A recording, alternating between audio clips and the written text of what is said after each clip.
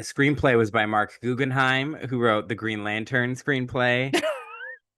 Everything makes sense now. Uh, Everything uh, Why do makes they keep sense letting this man now. make movies? Troll Hunters: Rise of the Titans. No, no! Sorry, you just awakened something in me. Of course, this is the guy who wrote the screenplay for Green Lantern. Your new personal nemesis. You're welcome. Yeah. Mark I look Guggenheim, for. when I fucking catch you.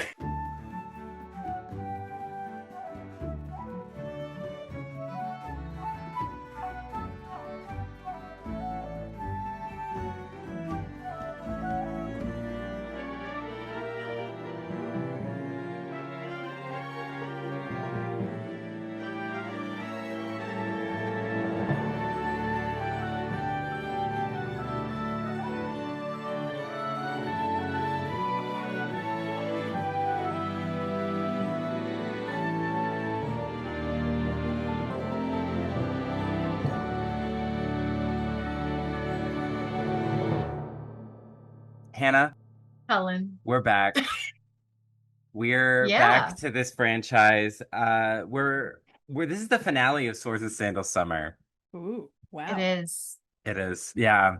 So, welcome back to Not My Fantasy, the show about fantasy films and the lore that inspired them. I'm Cullen, And I'm Hannah. and today we have a returning guest and 50% host of. The overly sarcastic Thank you. productions. I was like, I'm saying another I word threw Cullen without. off. I wasn't sure which part was. I was like, well, the platform's called YouTube, if that helps, but I just Yeah. wasn't sure what part I should volunteer. Yes, True. hello, it is I. I've returned for more suffering. Uh, Yes, thank you Yeah. for returning on this terrible journey, this terrible odyssey. Oof. It feels like a lifetime ago that we did the first Percy Jackson film. No, genuinely, yeah. Yeah. Yeah. I haven't re-listened to it in a while. I probably should have to like match the tone, but I'm kind of going into this fresh. It's been so long since I last watched this Yeah. terrible movie, not to spoil. Um, Yeah, but I mean, Mhm. no, who would be shocked that this is not a this is not a Yeah. I mean, winner. we are honestly doing ourselves and perhaps our audience a disservice by even talking about this at length. We could just end it here and say, yeah, it sucked. Okay, that was it. it's remarkable how simple the things that are wrong with this movie really are. It's like how much explanation does it really require? It's just like they shouldn't have done this. It was bad. Yeah, Yeah. Well, I guess we'll uh, find out. we'll Yeah. find out. We'll get all the details. So so you've seen this movie a couple times before, Red? Yes, I think I have long since stopped using Twitter for self-explanatory reasons. But ages ago, I did a bad movie night watch of this, and I remember there were specific beats of the movie where I was like, I can see the tweet I made about this just in my mind's eye. Um, but yeah, and I definitely had watched the movie prior to that at some point. Because I watched like Lightning Thief when it came out. And boy, that was a Mm. letdown and a half. I don't mind telling you, because I was like perfectly the right age to be obsessed with Percy Jackson at the time. Yeah. And I was like, I can't wait to see how they adapt my beloved book series. And then it's like, oh, so that's not good and weirdly horny, and I don't know why they keep doubling down on that. And then that was just kind of the vibe. And then the sequel was better in some regards and worse in so many more. So, Yeah, it was less horny. I will that's give the certainly the sequel Mhm. case. that because the Because they have first, less Grover in it. yeah, the Yeah. first They one toned him was down. so inexplicably horny for a movie based on like a middle schooler book. There's a real like how do you do fellow teens energy in how they write these characters, and it's so insufferable because it's like Rick Riordan has such a specific tone for how he writes these kids, and it's so like unique and very true to the experience of being that age and having those kinds of problems. And then the movie is just kind of like, what's up, my fellow cool youths? We have to age everything up 4 years to make it work for the plot now because these actors are too old. Yeah, this was actually my first time seeing Sea of Monsters. Was Oh this your first no. time, Hannah? Okay, so here's the crazy thing. I was watching this, but I was like, I feel like I've seen some of this movie. So I think I may have accidentally watched it at some point. Oh no. And because there were a couple of scenes like this, the Charybdis, I remember this for some Mm. reason. I Mm. remember the bull at the beginning at camp. Oh I remember yeah. the bull, and I'm like, why is this in my brain? And I'm like, is this deja vu or have I seen it? So I'm gonna say I might have seen it at some point. It is possible that the rest of it just washed over you and left no mark behind. Although I will say there were enough choices that this made in adaptation that I remember viscerally how pissed off it made me the first time I watched it. So And I do remember Kronos, like his like animation, like the big tall fire monster. It's kind of giving to Ka, if I'm honest. it was Um, such a fascinating number of choices that went into that. Everything about so that. With Yes. I gotta choice. pace myself. I Yeah. can't get this mad already. Yeah, we're we have our own sea of monsters to explore. I got my camp counselor shirt. Yay! I Cute. got some blue flavored water in a blue cup. I made a Nice. special kind of it's like Atlantis type tea with it's like green with butterfly pea flower in it, so it's Oh, slightly blue and it tastes slightly bad, which is the curse of butterfly pea Nice. flower. Oh my goodness. Well, I'm just drinking water out of an Awala, not sponsored. not Bluish. sponsored, but we could be. But we could be. uh yeah, so this is my first time with this movie, and I read the book ahead of watching it. Mm. Okay. Because I read the first book when we did the first movie. Um, Delightful. They're Profound. very fun, great, unique voice.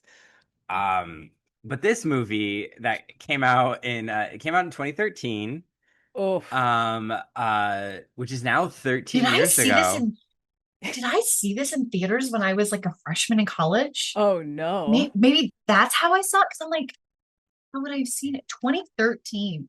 This movie Yeah. feels 2013. like it came out in 2006. Oh yeah. It's got that Daredevil 2003 energy for sure. Oh Yes. yeah. Yeah. Oh my God, it does. This is directed by Thor Frudenthal, who is a prolific TV director, but he did also direct the 2009 Hotel for Dogs, 2010 Diary of a Wimpy Kid, Mm. this movie, and 2020 Words on Bathroom Walls. And the screenplay was by Mark Guggenheim, who wrote the Green Lantern screenplay. Uh, Everything makes sense now. Everything Why do makes they keep sense letting this man now. make movies? this movie, Troll Hunters: Rise of the Titans, with No, no. Sorry. You just awakened something in me. So many hit points I can't resonating go right off now. on this tangent. It's just I liked and watched every Troll Hunters based show. They were all so good, and then it managed to hit a finale so bad oh that it no. retroactively made me feel stupid for ever having been invested in any like Oh it's no. like I don't care that I'm spoiling this. They hit the time travel reset button. We're back to episode 1, season 1, series 1. All that No. stuff didn't happen anymore. And they're like, oh, but will we still be friends? It's like, probably. Anyway, hit that reset button, buddy boy. I was like, this is insulting. And of course, this is the guy who wrote the screenplay for Green Lantern. Your new personal nemesis. You're welcome. Yeah. Mark Guggenheim, when I fucking catch you. I look forward to the duel. Yeah, I'll be there, Yeah. front row. Yeah, front row seats. Yeah. Pistols at Um, dawn. he also has written a lot of TV. So they're both working a lot. This is based on the two Well, maybe not anymore. Mark Guggenheim was last time he did a project. I mean, was Troll Hunters: Rise of the Titans was his last film, but he's still Deserved. writing when TV. was that? No. That was in like 2021, I Yeah, think. that's Yeah. about right. What? Yeah. The Oh, last thing we I thought needed that in 2021 was an extremely disappointing finale to a beloved series. This is based on the 2006 novel of the same name. This movie is produced by Karen Rosenfeld and Michael Barnathan. It stars Logan Lerman as Percy, who Logan Lerman. Oh, go ahead. Sorry. I may or may not have run into him while running once. Wow. Oh yeah, that's Yeah, my right. I The hiking remember West this. buddy. Coast Fun fact. experience, yeah. Yeah.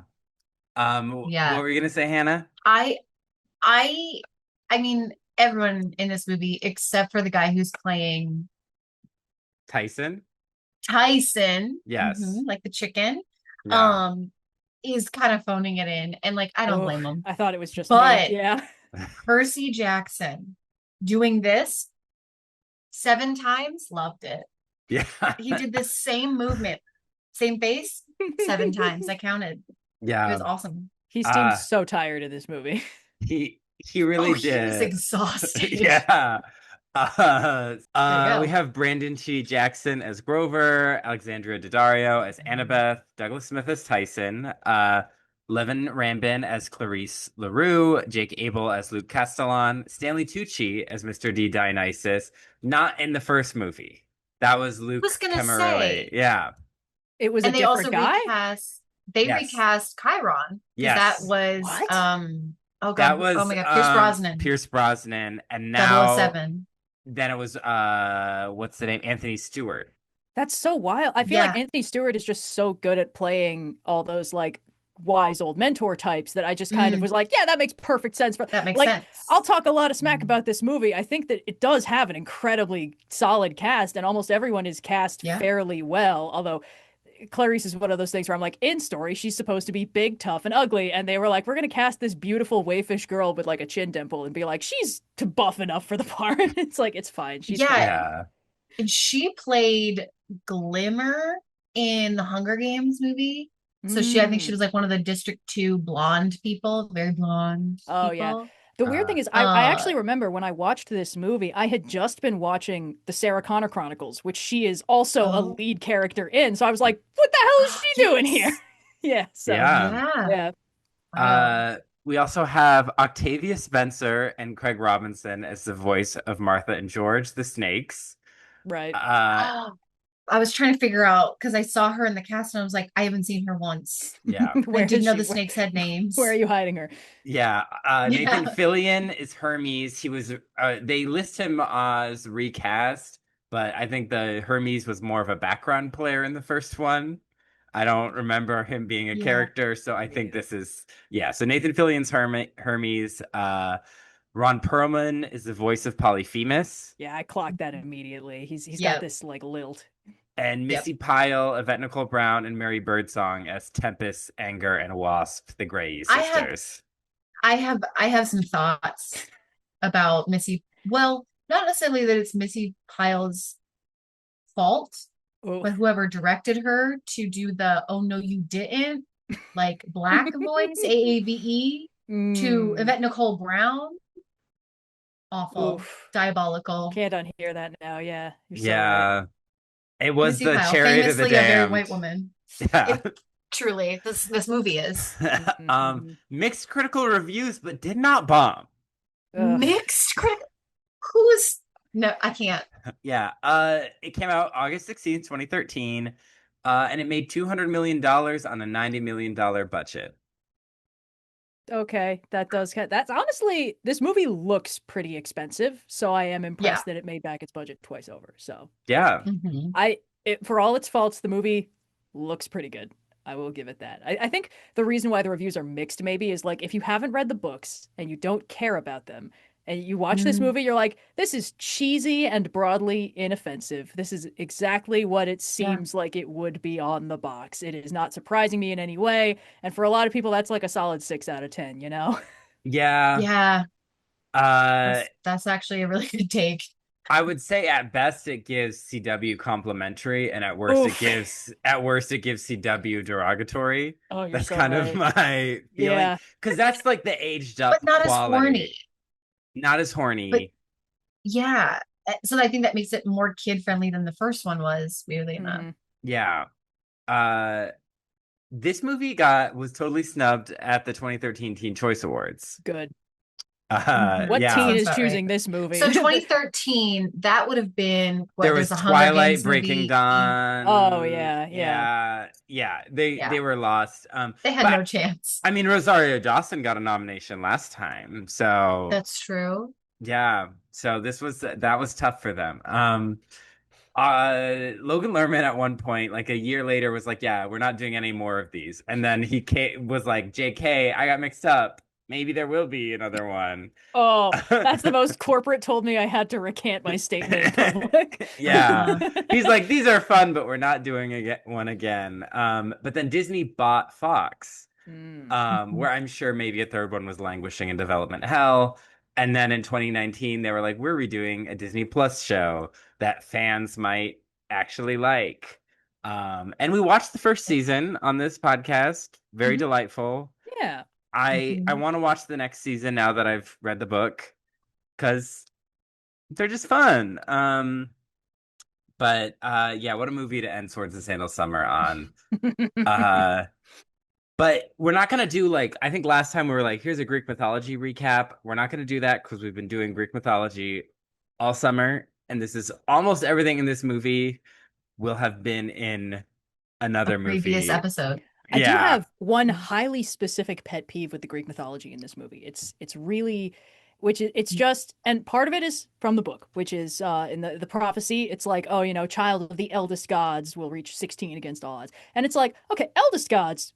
Canonically, Zeus is the youngest of six. That's why he was Right. not eaten by Kronos. Like he's the little baby boy of the group. Like he wins by drawing lots, not by seniority. So the fact that Riordan was like, well, eldest gods, like, okay, maybe they just mean first generation gods. And it's like, of the ladies, Hera doesn't have demigod kids, Hestia doesn't have any kids. Um, Demeter, I guess, doesn't count. The second pet peeve is movie specific, where they're like, yes, the three brothers, Zeus, Poseidon, and Hades, struck down Kronos. And I was like, three other gods were there. All the girls. Why would you leave them out? They were critically important, and Riordan keeps them in. He's like, yeah, they Yeah. all six of them kicked Kronos' ass and ripped him apart. And then the mythology is like, yeah, all six of them kicked Kronos' ass. I feel like this movie was like, if we let the girls do anything, the boys watching the movie will leave and we'll make $0. And I really, Yep. it's so cynical, but it really annoyed me in the moment because I was like, there's no reason to change that. It's just wrong now. Yeah, and it's Mhm. it also is they say they escaped Kronos. Yeah. Like, And I was and like, I'm like, no. Zeus did, Yeah. and then With the help of his mom. he freed everyone. Yeah, because he was a literal baby, and then he Yep. freed all his siblings, boys and girls. So Yep. I was like, I get what you're trying to say with like the three big rulers, sure, but like phrase it that way.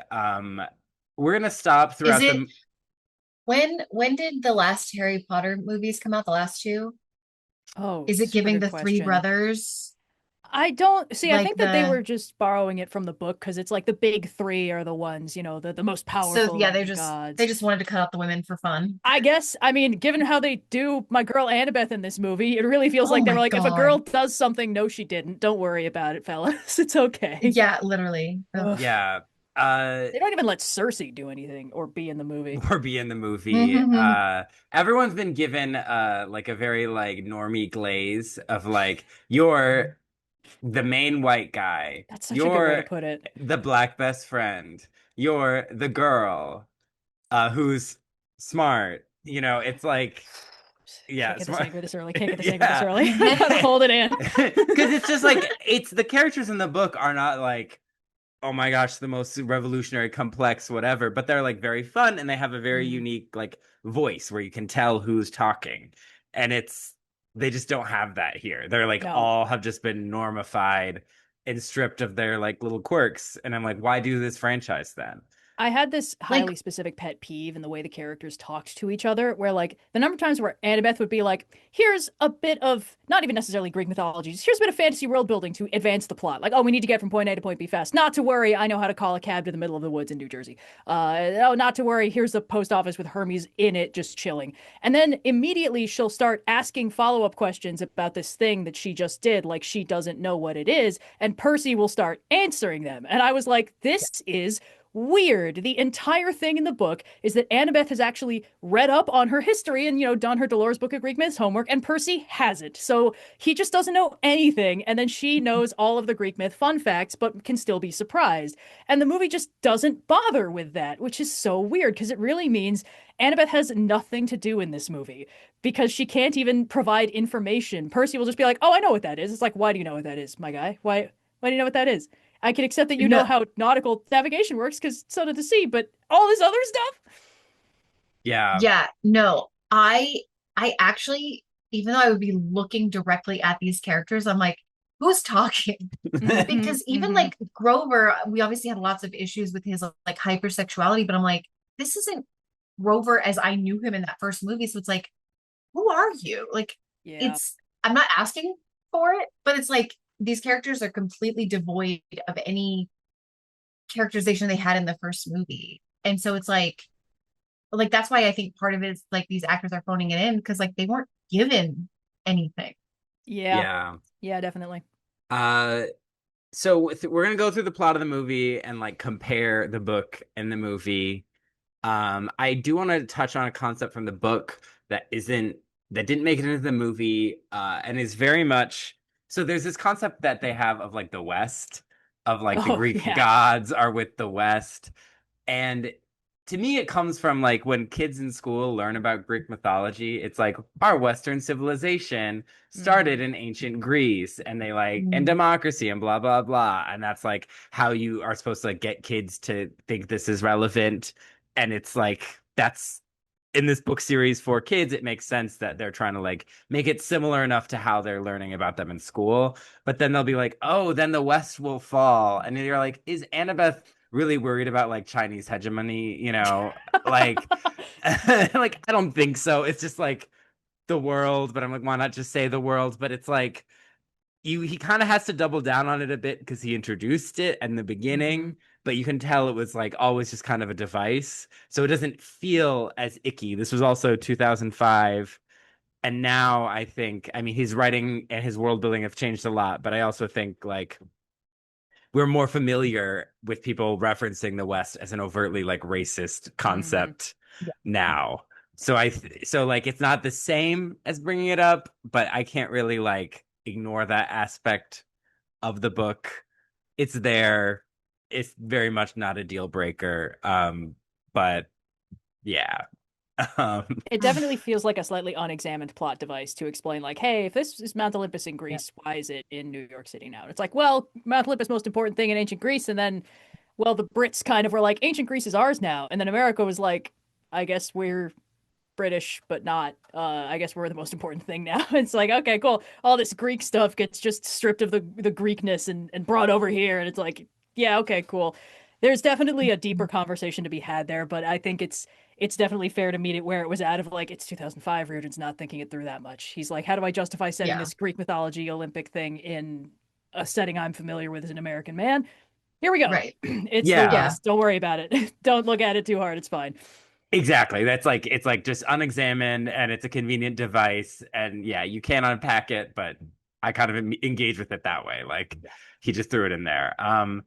So the movie opens with a classic part 2 installment flashback where we get them running through the woods. It's Luke, baby Annabeth, and Thalia, and they're being chased by monsters. I wonder what kind. And we get Thalia's like last stand where Zeus turns her into a tree to protect Camp Half Blood.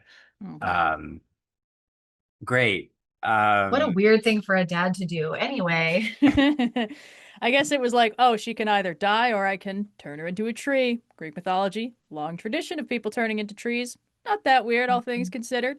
But it is kind of funny how everyone's like, Talia's dead, but also a tree, but dead question mark. And oh my God, I forgot there's a bit later where like they're like the tree's dying. And then Annabeth's next line is like, it's like she's dying all over again. It's like, yeah, she Yeah. she is. That's It's what's happening. exactly it. Good Thank you job, for pointing wise that girl. out. yeah. There was literally a scene where she does something like, "Oh my gosh, come on, Annabeth, you're smarter than this." I like say that out loud, and then she's like, "See, got a daughter, the goddess of wisdom," God, I and I'm like, "Because I was just oh. thinking how you were so much dumber in this." That yeah, that was almost insulting, but we'll get there. We'll get there. It's yeah, it's the script having to remind us like where these characters come from, that like they do have character traits, but we're just not presenting them well. Yeah, It's one of those things where you're like, okay, you're trying to write that she's smart, but this is as smart as you can write a character. So Right. everyone else has to be dumbed down to make her seem smarter by comparison, which doesn't produce a character that feels smart. It produces a cast that is viscerally frustrating to watch bumble through this plot. Mm. yeah, and they really do just bumble through. We open up at camp, we get Fallout Boy. Oh my God. The Uh, Oh my only needle God. drop in the movie and it's radioactive. This is the most 2013 ass movie. yeah, he's lighting them up in this kind of Light them fun up, up, looking. up. He's on fire, but no one's on fire. No, there's no There lava in the climbing wall, which is untrue to the book. There should be lava in the climbing wall. there should be lava. This looks very fun, but he's competing, and his new rival is Camp Champ Clarice, daughter of Ares, who has a satyr friend as well. Yeah, they just introduced this like buff, tall white boy satyr to be like, I am the cooler Grover. And it's like, this is an odd choice to do in this movie. And Like he the later dies and no cooler, one Dies gives a off shit. screen and everyone's like, Yeah. well, whatever, man. yeah, he's supposed to be like the cooler and like more like competent version of Grover, but then he dies later. Yeah. And Yeah, off screen. I don't remember his name.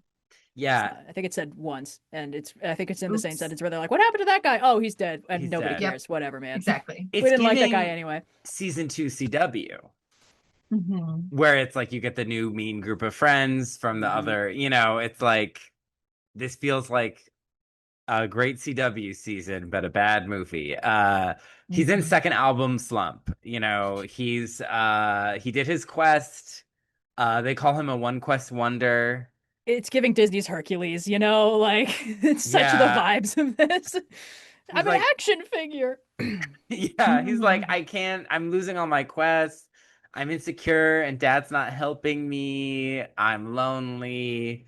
Um, and then he's called over to Chiron and they're like, you're in trouble. And they're like, actually, you have a brother who's a Cyclops. Uh, and the Cyclops effect is truly unsettling. It's so bad. I don't know why they did It it like that.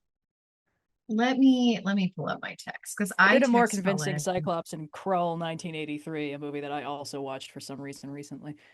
Oh yeah, that's a cool one. Yeah, that's Robbie Coltrane under there too. Later plays Hagrid when he's Oh, much larger. yeah. Yes.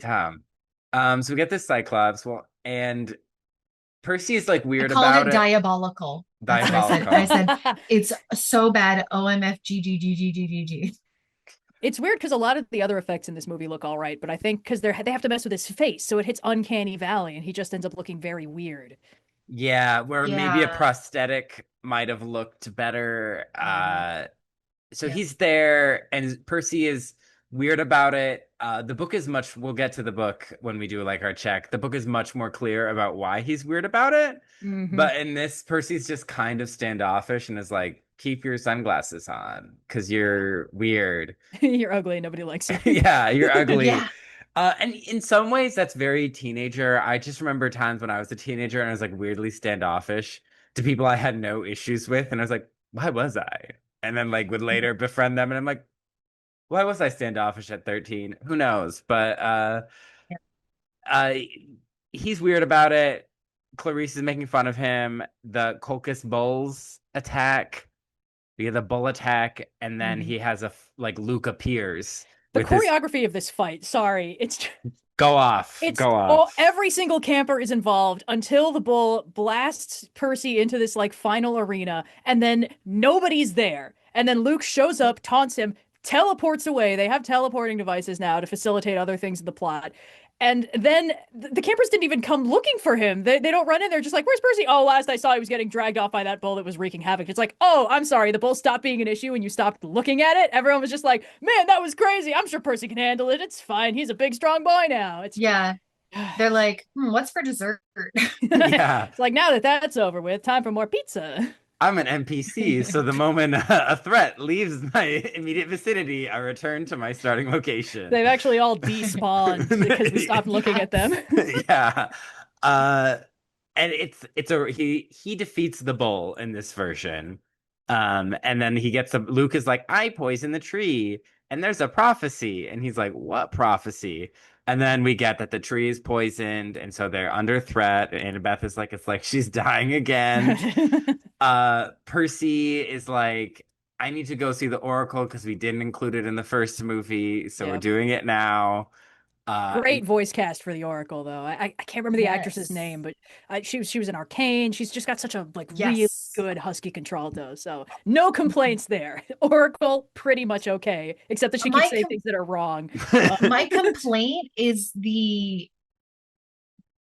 she's not like really animated like mouth wise. It's just like a gape mouth and the voice Mm, is coming out of it. And yeah, it's very weird. it's kind of busted animatronic coded, but Yeah. but yeah, uh but she gives this prophecy that now that when he's 20, because in the book it's 16, now that he's 20 because we've Doesn't even aged them up. scan anymore. It's 16 and 20 have opposite like syllable patterns. It doesn't sound good anymore. Yeah, and I'm like, so he's gonna be in like college, and that he will make a child of the big three will make a decision that will alter the fate of Olympus. I cannot remember this prophecy. It does not stick in my brain. Because it Uh, doesn't rhyme or scan. That's why it doesn't work. it's Yeah, and then it cuts like the person is giving the oracle is giving the prophecy, and then it cuts to Percy finishing it, As he's and recapping it to he's Chiron later, yeah. yeah, but he's like remembering it word for word, and I'm like, I don't believe that this boy remembered that. Are you This kidding? Especially if it ADHD doesn't king. scan. Yeah. ADHD can't He's just exactly. like, yeah, it's bad. Cursed sword, something, something, 20, maybe? Question mark? Yes, Yeah. that's what I would have expected, but nope. yeah. I'd be terrified to get a prophecy without a notebook. Oh yeah, yeah. Oh yeah, I have a decent memory, but like I need to write it down or something and then it'll stick. I'd Or be like, like Like, here, let me get a voicemail yeah, out. let me Okay, go start ahead. recording on my phone. Okay, can you project a little bit? It's the mic's a little weird. yeah, and then I have a recording that just says like date Camp Half Blood this time. Yeah. New Yeah. note number 37, Yeah. parentheses, Yes, prophecy of doom. That'd be a great bit exactly. in a story to be Mhm. like the prophecy from note 37. So he's like, I got this prophecy. The backstory is Kronos was a Titan defeated by the three brothers. Only the special boys, yeah. Only the special boys. Women do not matter in this universe. But Annabeth is an iPad kid. She's using an Oh my iPad God. to look up different. She has like an ancient Greece themed website of artifacts. All the artifacts she lists are like cursed artifacts also. They're all things that wreak it's like, oh, necklace of harmonia Mm. doomed everyone who wore it. Apple of discord kicked off the Trojan War. She's like, why won't anything fix this? And I'm like, Annabeth, did you or did you not do the required reading for this class? The websites are giving like when I was a kid reading about mythology, and in the Hmm. back of the library book they'd say go to this website, and it was Ooh, like yeah. papyrus font, and it'd be like, oh my gosh, so Maybe exciting. they maybe they pulled it from the Wayback Machine. Maybe. Ooh. But she's like, I can't find anything until she's like, oh, the golden fleece. The famous MacGuffin of one of the most famous Greek myths ever known, which she definitely knows about. Drives me Yeah. They even have Clarice later be like, I know things. So I'm like, how do you get to know things and Annabeth gets to know nothing? The disrespect, yeah. It's truly they write the banter first and then they assign the lines of dialogue to the characters seemingly at random so that Percy gets to have the last word no matter what. So whoever has to tee Yeah. things up at the start of the conversation is on tap to tee things up so that he can say the final thing where he puts it together. Ugh. They drew lines by lot. Yeah. Hmm. Yep. So she's like, Dionysus, Mr. D, this is the solution. He's like, that's a terrible idea. It will never work. And then he's like, actually, we're doing this idea. And she's like, that was my idea. It's Uh, so funny that this older man in a position of power stole this young woman's idea, didn't give her credit, and then gave it to somebody else and just walked all over her. And she's just like, I guess that's just how things work here. It's like, okay, Annabeth, cool, yeah. You left your yeah, spine in your other pants. yes.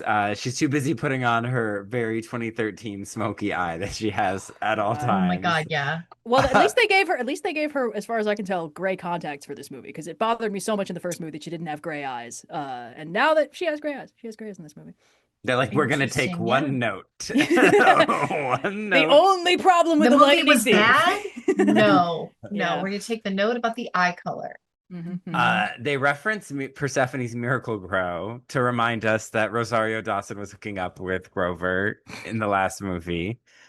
Uh, Oh my God, I Almost finished forgot repressing about that. that. Yeah. sorry to bring that up. And I was I like, just is took she two coming damage. back? Yeah, he took 2 hit points. Hannah's gonna be at 0 hit points by the end of this. Making death saves. Yeah, I have a D20 around. So there, Clarice is sent on the quest because she's Camp Champ with her new mean satyr friend. Um, and Percy's like, we're gonna go do this. And Annabeth is like, that's a terrible idea, but of course I'm on it with him. And Grover's like, I'm gonna get eaten like all the other satyrs that go to find the golden fleece. But okay. And then Tyson's sneaking along, and they're like, Well, he's not really sneaking. He has he's a bunch of loud. camping gear and he's clanking. He's He's got like clank. 3 different saucepans in his backpack and nothing else. He only has Listen, he's clearly saucepans. prepared. Yeah, yeah. Yeah. And Annabeth is like, actually, I'm really racist about Cyclops. The fact that this is the first time they bring up this crucial I'm sorry, we're not doing compare and contrast yet, but it's just like I had forgotten that plot point because Same. randomly after being completely neutral for the movie thus far, it's like 30 minutes into the movie at this point, by the way. She's like, And then she's I suddenly can't racist. I'm like, believe whoa. I can't believe you're trusting a Cyclops person. He's like, what, Annabeth? It What's it happening? it is giving when you're friends like with someone growing up, and then there's you suddenly find out they're racist. And you're like, Yeah. oh, Mhm. oh, and then you're like, I guess the signs were there, but it takes you a moment. Uh, yeah. So she calls a taxi in the woods. After giving Tyson a spray that gets rid of his Cyclops eye, so they don't have to keep animating it. And it's Uh, so So annoying. They didn't have to keep animating it anyway, because in the book, that's he wears sunglasses, right? yeah, no, in the book, mist just happens. Like in the, I don't want to get ahead of the compare and contrast part, but like Yes. in the book, Tyson is like, first of all, Percy's not at the camp 24/7. He has to go to school and he's at school, and Tyson is also at school. And he's just like, yeah, Tyson's kind of a weird kid. He's like huge, he's awkward, he's maybe a little bit slow. Everyone else kind of avoids him like the plague, but I think he's all right. And then they get attacked by monsters, and Tyson like helps him out and turns out to be really strong. And then he kind of refocuses his eyes, sees past the mist, and is like, oh my God, he's got one eye. And it's just the mist is But just like a I yeah, it's just a passive yeah, because I thing think we that's talked always about present. that. We talked about that for the first movie, that like it's just like a thing that exists in like the real world to Hmm. protect them. That's yeah. I think it works. that's a way cooler introduction to Tyson. It's so much cooler. It introduces more depth and it adds this interesting nuance to Percy and Tyson's dynamic because, like, Percy is like accepting of Tyson as his friend, but there's definitely that caveat of, like, yeah, we're friends, asterisk. Like, he's still a little weird. Like, I'm being nice about it, but he's still a little weird. And then they're like, good news, Perseus. He's also your baby brother. And now Percy's like, oh, God, everything I've been tolerating about him now reflects on me. And so it's such an interesting, like, kind of toxic thing for him to work through in this book of like Percy, who's generally like a good-hearted kid, is like, I can't work past how bad I feel that this guy who I've been tolerating up to now is now like a reflection on me and my coolness in an already rough year. So when he goes through this arc and is like, actually, he's my brother and I love him, it's like, oh, thank goodness. Yes, I knew you had it in you, but you got to work through the rough stuff first. And the Yeah, movie's just like, he's just kind of awkward. And also, Tyson, very differently characterized in the movie. yeah, Much more yeah, socially ept. yeah. The Tyson Percy dynamic is a very real, relatable thing in the book, and then here Mhm. it's just kind of strange. But they get this taxi, the taxi of the damned, driven by the Grey, who are fight the Grabbing. Grey Yeah. Eye. They're fighting over their eye, and they're like, that'll be a Women, am lot I of, right? yeah. Always fighting over their eye. Yep. And they're like, that'll be this much drachma. And then Annabeth waits forever to be like, actually, we don't have any. And they're like, is this charity? And they leave them in DC. That's after a lot of shenanigans, a lot of the taxi splitting. He gets the eye. He does the classic It's Perseus, give me the it is info. Hmm. trying to be all of the Harry Potter movies all at once. I was gonna say the Scooby Doo thing where the car does the weird stuff. I've definitely seen the Scooby Doo car split in half before, but yeah, it's Yeah. also for sure trying to be the fancy The Weasley car bus, or the the bus. the Yeah. Weasley car, it's trying to be it's like the movies don't want to be their own thing.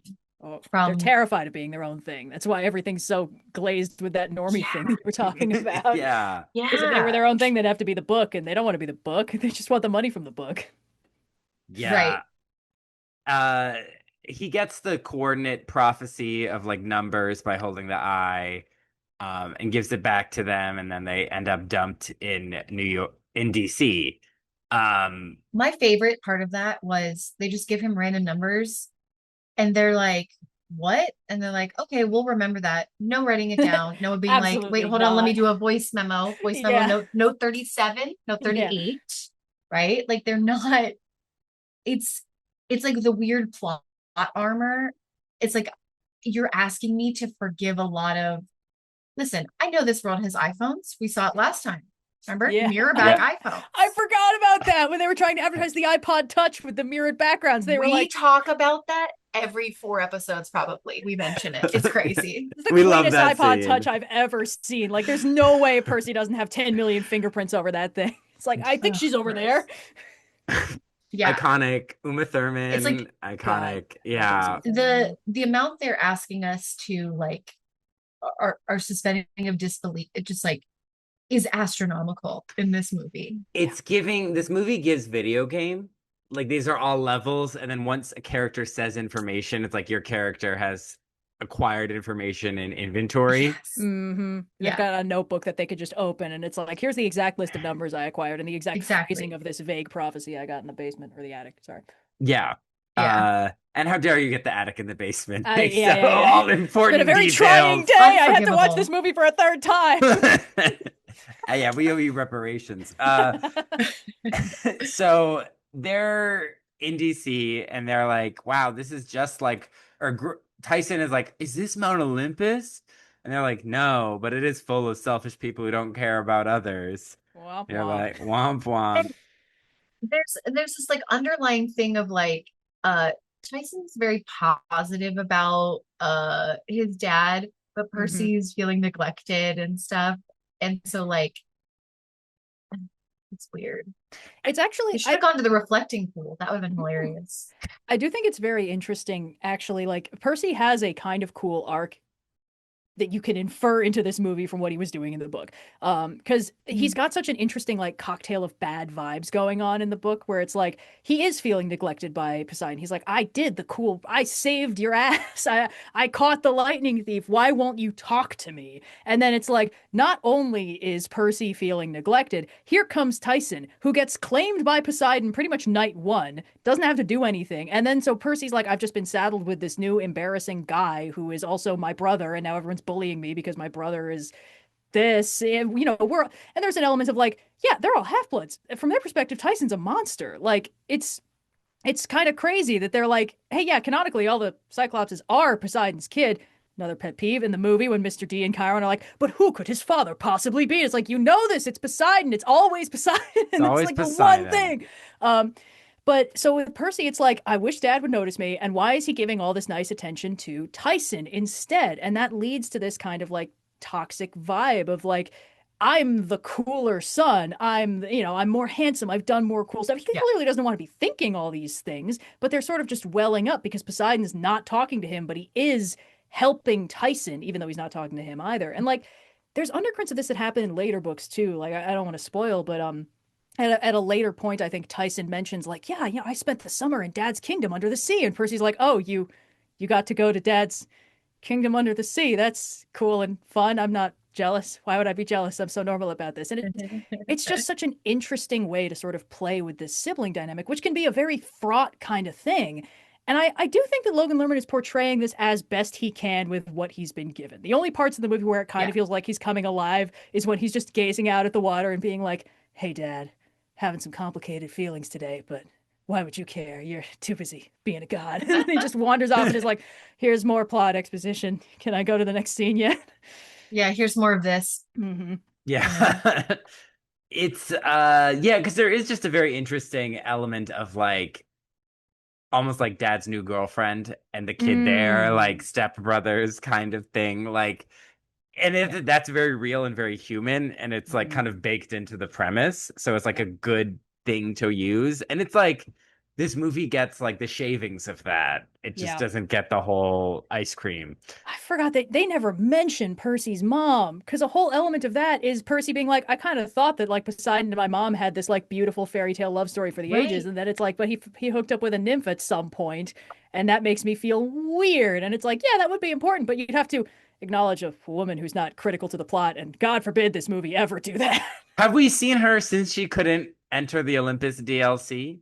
Mm. Like, remember they were like in the Oh, elevator and she was like, it was like she hasn't downloaded this content. She Oh can't get yeah, through. she's paywalled. Yeah. Yeah. And it's like, have we seen her since? The implication that Percy's just been living at summer camp and we never need to yeah. deal with his like life and high school at this point is so weird because that's such a foundational element of what makes the books interesting. Is like because all these half-bloods are like, if I make it past, 17 and I can be my own adult and maybe go to college, like I'll be actually okay. But right now I'm a child. I'm constrained by all these things. Some of them artificial, some of them natural, some of them because I'm a demigod. And the movie's just like, don't worry about it. You can just go to summer camp 24/8 and never call your mom. It's fine. It's like, okay, sure.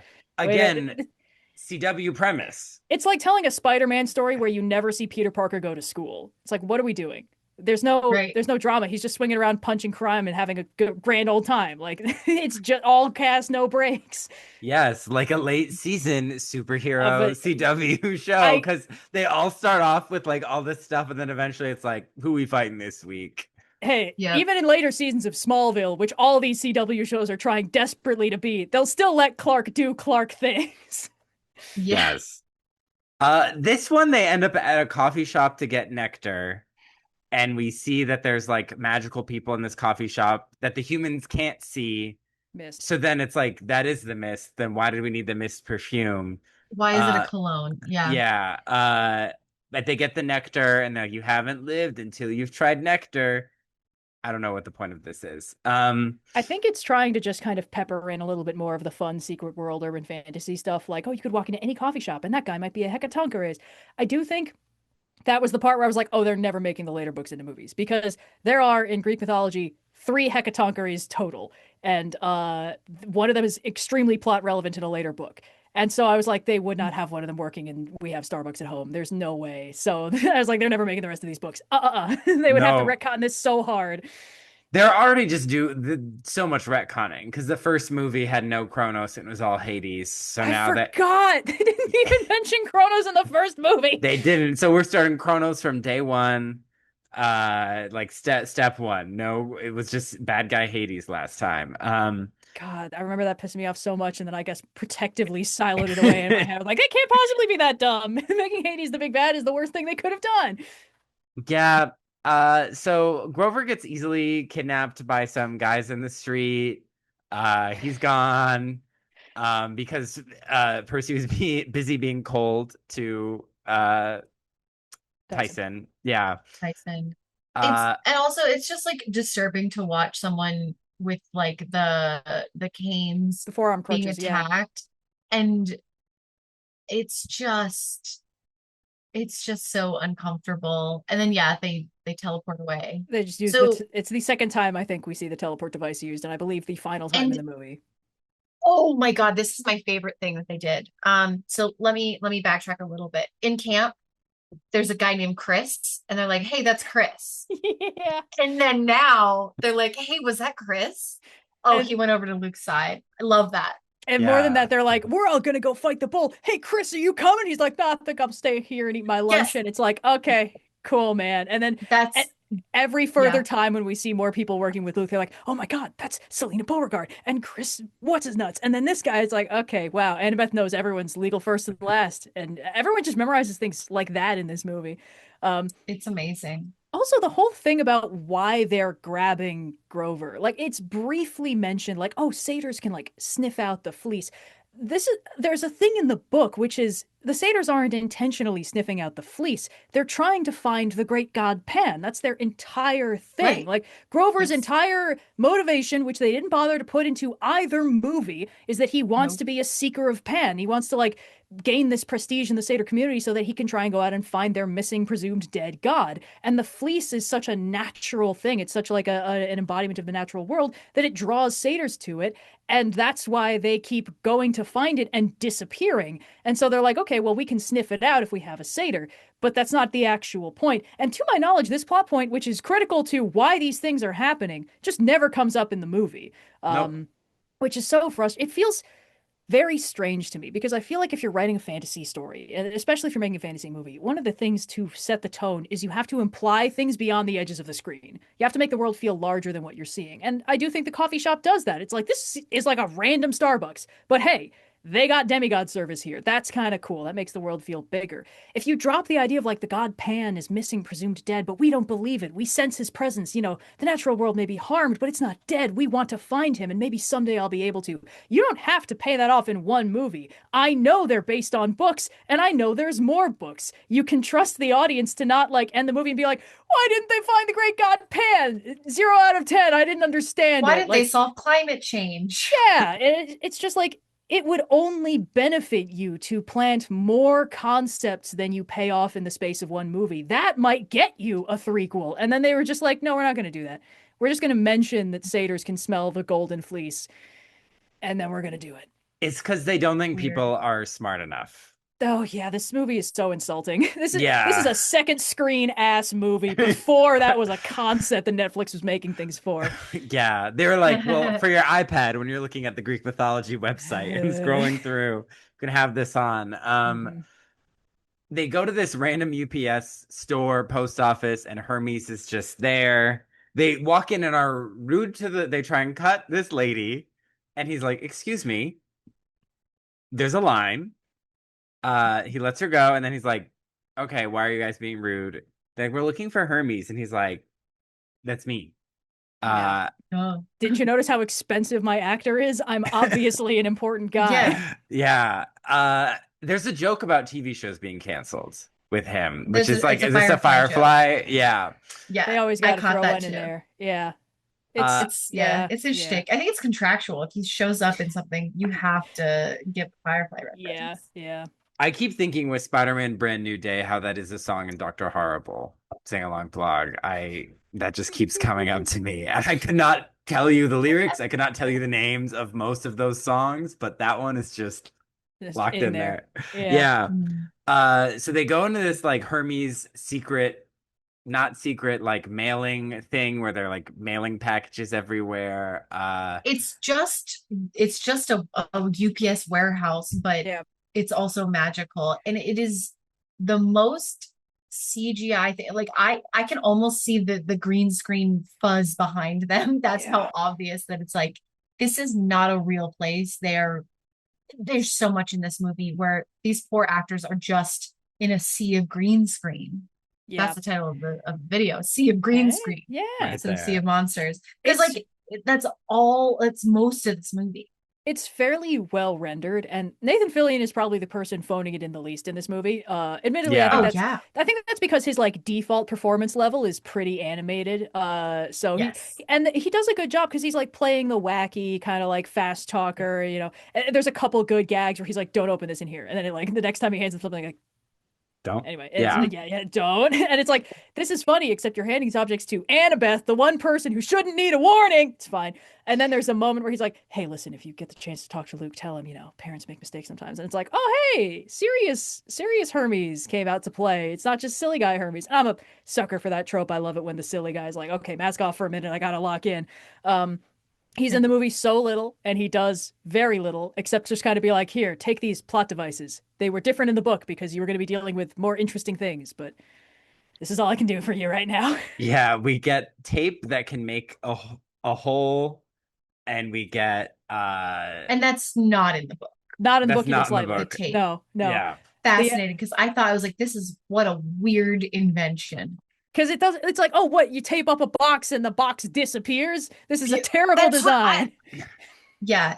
I mean, but it kind of is chaotic, which I guess kind of feels right for this version of Hermes. But it's just what are the snakes? What's with the staff? Why Oh, the why Sadducees, snakes. It's a joke what from the book that just works in the book because the book is rapid fire funny and feels really sick. jarring in the movie because it's not Love. funny at all. I don't So get it. Didn't Yeah. understand it. Never comes back. And I'm like, so you wasted Craig Robinson and Octavia Spencer money on this. Okay. yeah. Okay. Yeah. That's you. You're the producers. I think the joke with the snakes is mostly that like it's kind of rare for our heroes to encounter a god, and it's usually a kind of fraught affair. It's like when Percy runs into Mm. Athena, it's like, oh, my girlfriend's mom, I better not intimidate, and Yeah. that kind of thing. Or like dealing with Zeus is like life threatening, and then Hermes is like, what's up? I'm actually chill, and to prove it, here are my two comic relief sidekicks that hang out on my weapon of choice. And it's like, okay, cool, that's Right. kind of fun. Sort of helps put you at ease. And then when he in the book he locks in, also he's like, hey, I am also Luke's dad, and I do feel really bad about how this is working out. I just, because I can't interact with my demigod children, I can't really help him, and he's so upset about it, and I don't know how to fix this. And it's like, that's kind of interesting. We're sort of getting two sides of this guy, like the sort of mythologically grounded, like, yeah, he's pretty chill mostly. He's a bit of a prankster, a bit of a jokester. He does kind of weird things. And then it's also like, oh, I'm also fully an absentee father and I don't like it. And it's just kind of interesting. And Yeah.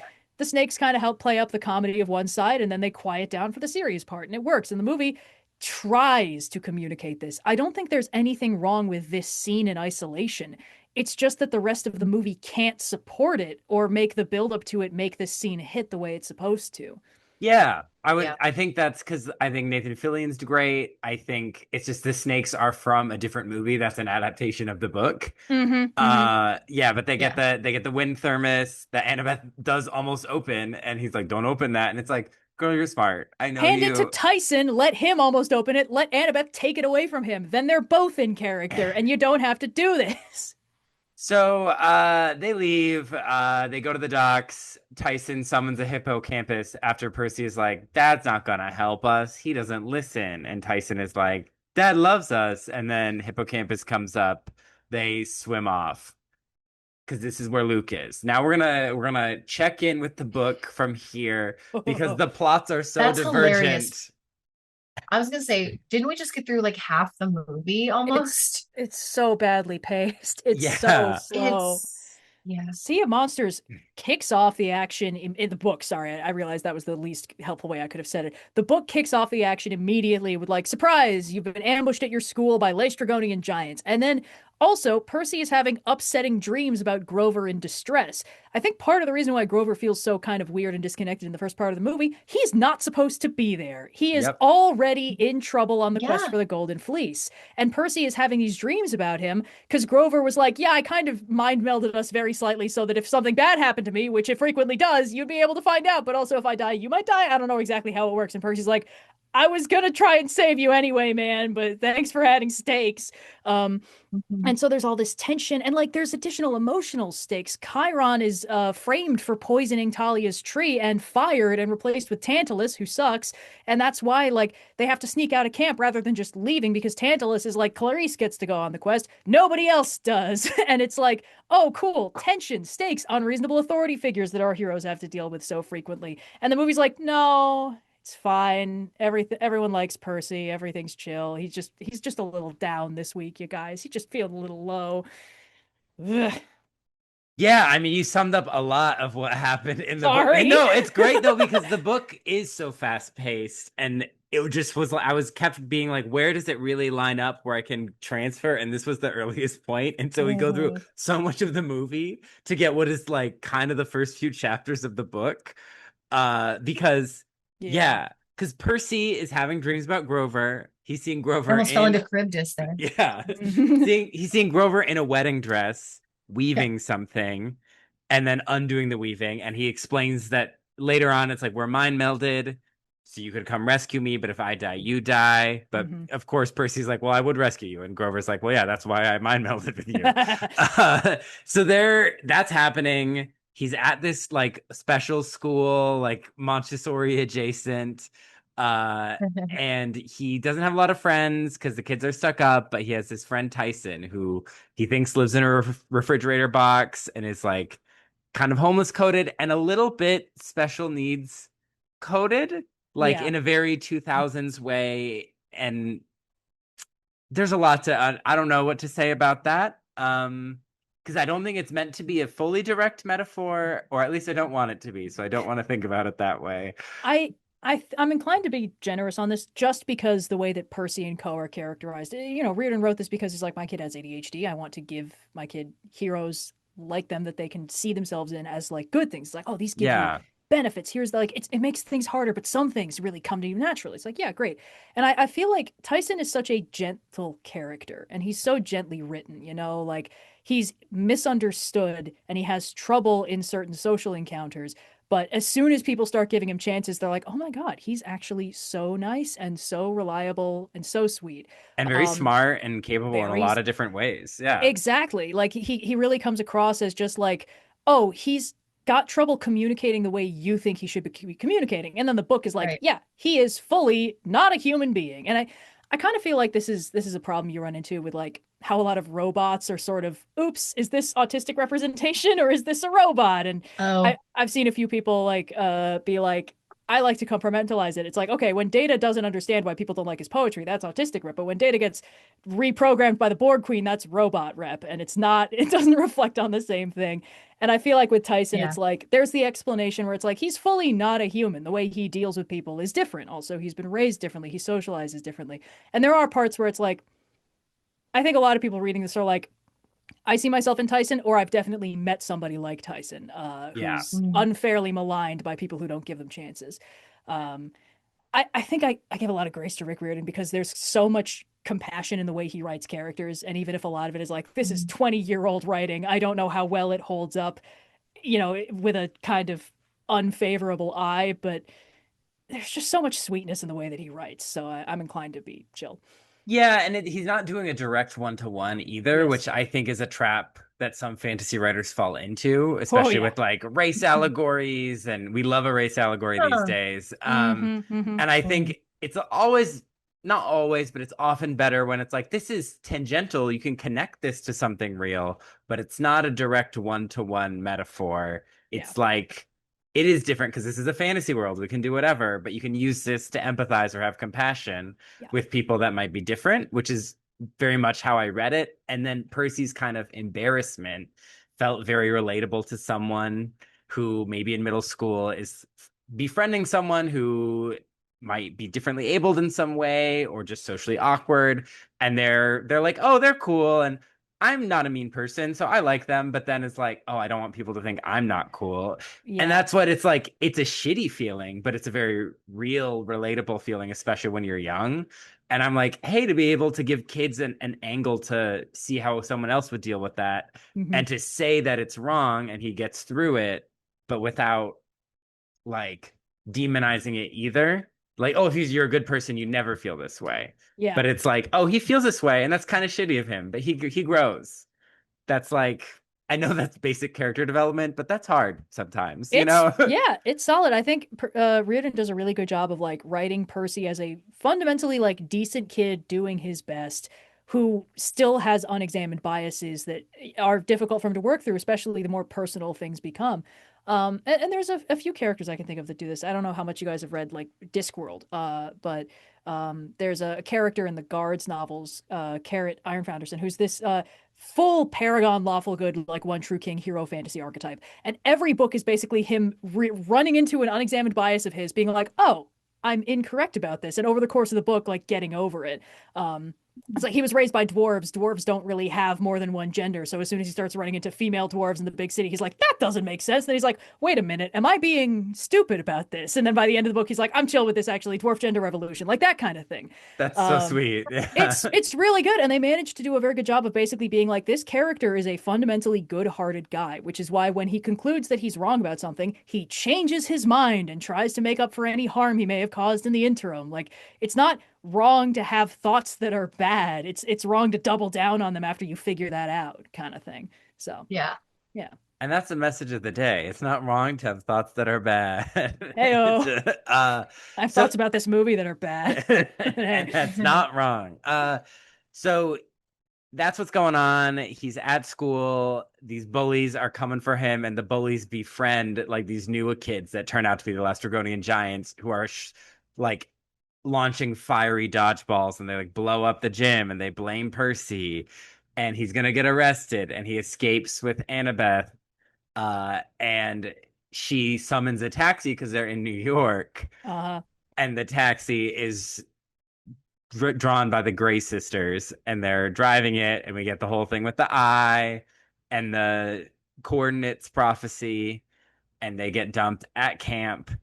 Um, and Chiron is like, "Oh, I was told your mom to tell you you weren't gonna come this year." And he's like, "I was so excited to come. This was where I wanted to be." And he's like, "I'm getting fired because the tree is dying and they're blaming me and the monsters are attacking." And so we get like the Colchis bulls attacking, and Clarice is in charge of like the guard, and she's able to defeat the bulls. And she's like, Percy and his Cyclops friend are getting in the way. Tantalus is the new guy in charge. Dionysus brings him from the underworld. He's like chasing food around because Tantalus is cursed that he can never get a drink or never get food. So it's always like the hamburgers flying out of his hands. Great comedy. I was expecting him to be looped into the bigger plot. I think he was just a dick, but I haven't read all the books, so who's to I say? I think he's just kind of a red herring asshole. Like, because Yeah. sometimes the new character turns out to be evil, and sometimes they turn out to be like something more complicated. But I think with Tantalus, it's just like he's another just another unreasonable authority figure. It turns out that not even the demigod universe is free of him. Yep. Yeah. He brings back chariot racing, even though people died from those. He's just like, they're fun. And they get attacked by the Stymphalian birds while they're chariot racing, and Clarice wins. Poseidon claims Tyson right away, and Percy is like, now I'm kind of embarrassed. I have to share. I used to have my own cabin, and I have to share it with Yeah. him. Hmm. And it's just like, it's Which just kind I thought was going to be even just a small mention in the movie. Nope. nope. Bet money Nope. they didn't have that set anymore. I bet they trashed that thing immediately. Yeah. Annabeth is rude about Cyclops and is like, I don't like Cyclops. Why are you with friends with a Cyclops? And he's like, why are you suddenly racist? Clarice is camp champ still, and so when they find out about the Golden Fleece, purposely confront Tantalus in front of everyone to be like, this could be the quest, get the Golden Fleece, save the camp. Then he's just like, oh, I guess I pick Clarice because she's the champ. So they confront him to make him act, but he chooses Clarice. And so Percy is sat on the beach. He sees Hermes, who's like a jogger, and he's like, hey, he talks about Luke, like family doesn't give up on family. Like the Olympians are a big family. We fight, we squabble, but we stay true to each other. We make up. So I still have hope for Luke. Also, you need to go on a quest, get the Golden Fleece. Here's some like rations, a thermos with the winds, and then vitamins. Hmm. And then he summons Tyson and Annabeth, and they get on the hippocampi to take them to this cruise ship nearby. Tyson befriends one named Rainbow because he just loves the hippocampi. Uh, and so that's all that, like all that, but not that much happens. And now we're lined up with the movie. Yeah.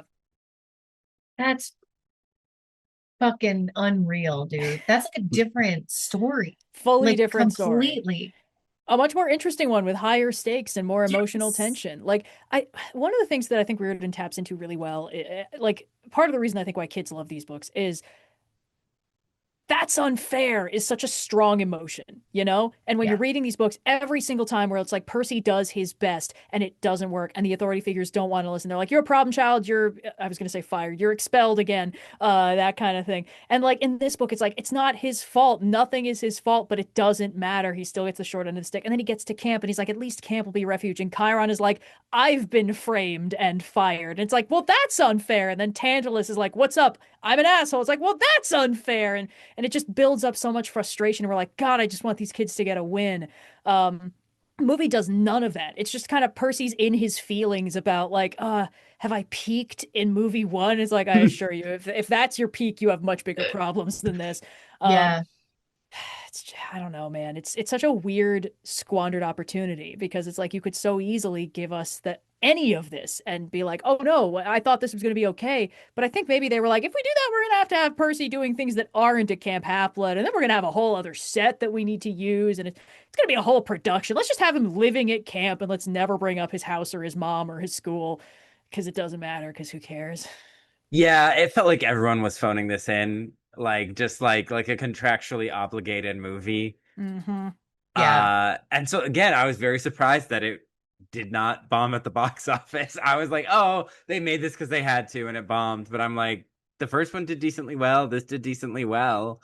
And in the movie, this is when they get to the cruise ship and they get captured by Luke's allies, who Annabeth knows all their first and last name. Yeah, it rattles She off their legal names. Their she's whole the John Hancock. opposite of Bella She Swan. knows their She know socials too. Yeah. yeah. If Book Bella can Annabeth would. never can never learn anyone's names, Annabeth knows their names. Yeah. Uh Luke is also kind of hits on Annabeth. Like he captures them and is like, "You look Mm. good," and I'm like, it's because he has normie glaze, like CW Yeah. villain of the week who hits on the Yeah. girl. He's And doing it the I have you now, my pretty thing. And it's like, no, the whole thing that fucks Mm. them up is that they're basically siblings. And like, if Yeah. anything, I think the implication is that like in the book, well, you haven't gotten that far. In the books, it's sort of implied that like maybe Annabeth has kind of a baby crush on him of like, you Right. know, you were an important older figure in my life at a formative time and we went through a lot of stress together and I have complicated feelings about it that Percy has complicated feelings about. But it's kind of one of those things of like they're so trauma bonded from their stuff that even though he's been a bad guy for like 7 books at this point, she's still like, I Mm. feel like maybe if I just talk to him correctly, I can fix him. Um, Right. movie yeah, has none there's of that because that would have required interesting characterization for Annabeth, God forbid. God, no, because in the book, it's like she blushes a couple times. It's just kind of like he's the older kid, and it's Yeah. like they've been through a lot together. So you get that. But this, it's like he's like, oh yeah, and it's like you are not close to the same age, or you're not supposed to be, and like that's just such a less interesting dynamic than the one that they have. And it's Mhm. like, why are we doing this? Because normie glaze. It's But definitely no. It's how do bad guys interact with good girls? Creepy flirtation. Yeah, that's how it works. It's like right. Yep. So neither of these characters are entering this equation at any point. You just saw evil boy, hero girl, and you're like, yeah, I got this. I can just have ChatGPT Yeah. write this script and it's fine. The fact that this was years before that technology existed is just so embarrassing for these writers. I thought the same thing. I was like, did they travel in time and get some help from ChatGPT and then go back? Because I was like, this is just baffling. This is an yeah. extruded movie Bafflingly product. This is the basic. most. This is Yes. the autocomplete movie. You know. Yeah, we Um, Yeah. have so white boy, girlfriend, potential girlfriend, black best friend go on quest, meet evil boy. This is what they say. Yeah. mhm, mhm. Mhm. Uh he's like, "Oh, you could join me. I'm going to release Kronos from this relic I got from the Age of Mythology video game." Oh my God, it is. That's the Ark of the Covenant. What I are you thought it talking looked about? familiar. Yeah, and he's like, "Yeah, he's Kronos is in there. We're going to release him with the golden fleece. We're going to take over. Our parents killed their parents. Cycle, join us."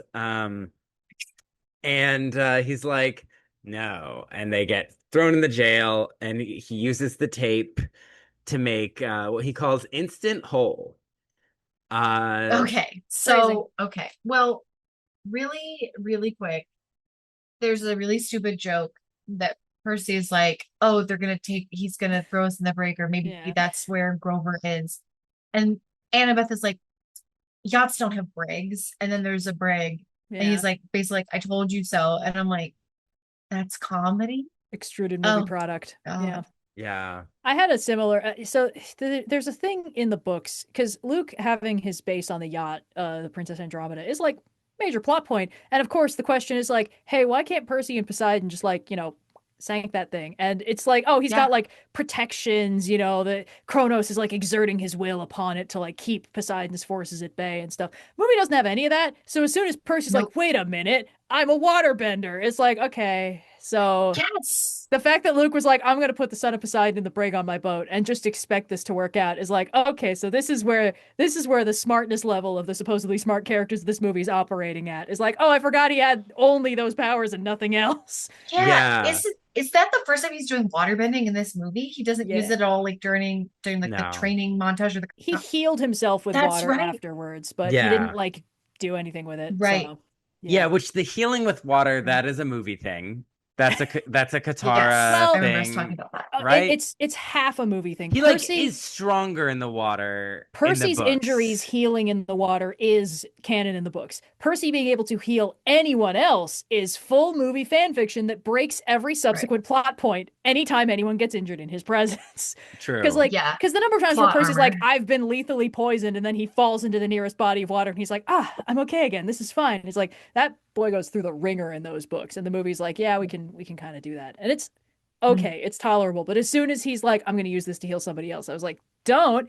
That breaks the stakes of every subsequent. Introducing magical healing is so dangerous in your fantasy world if you want any Yeah. fight to feel tense ever again.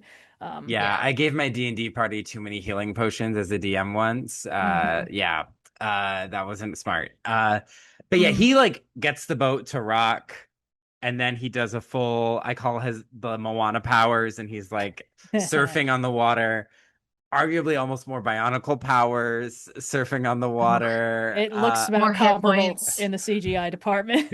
Yeah.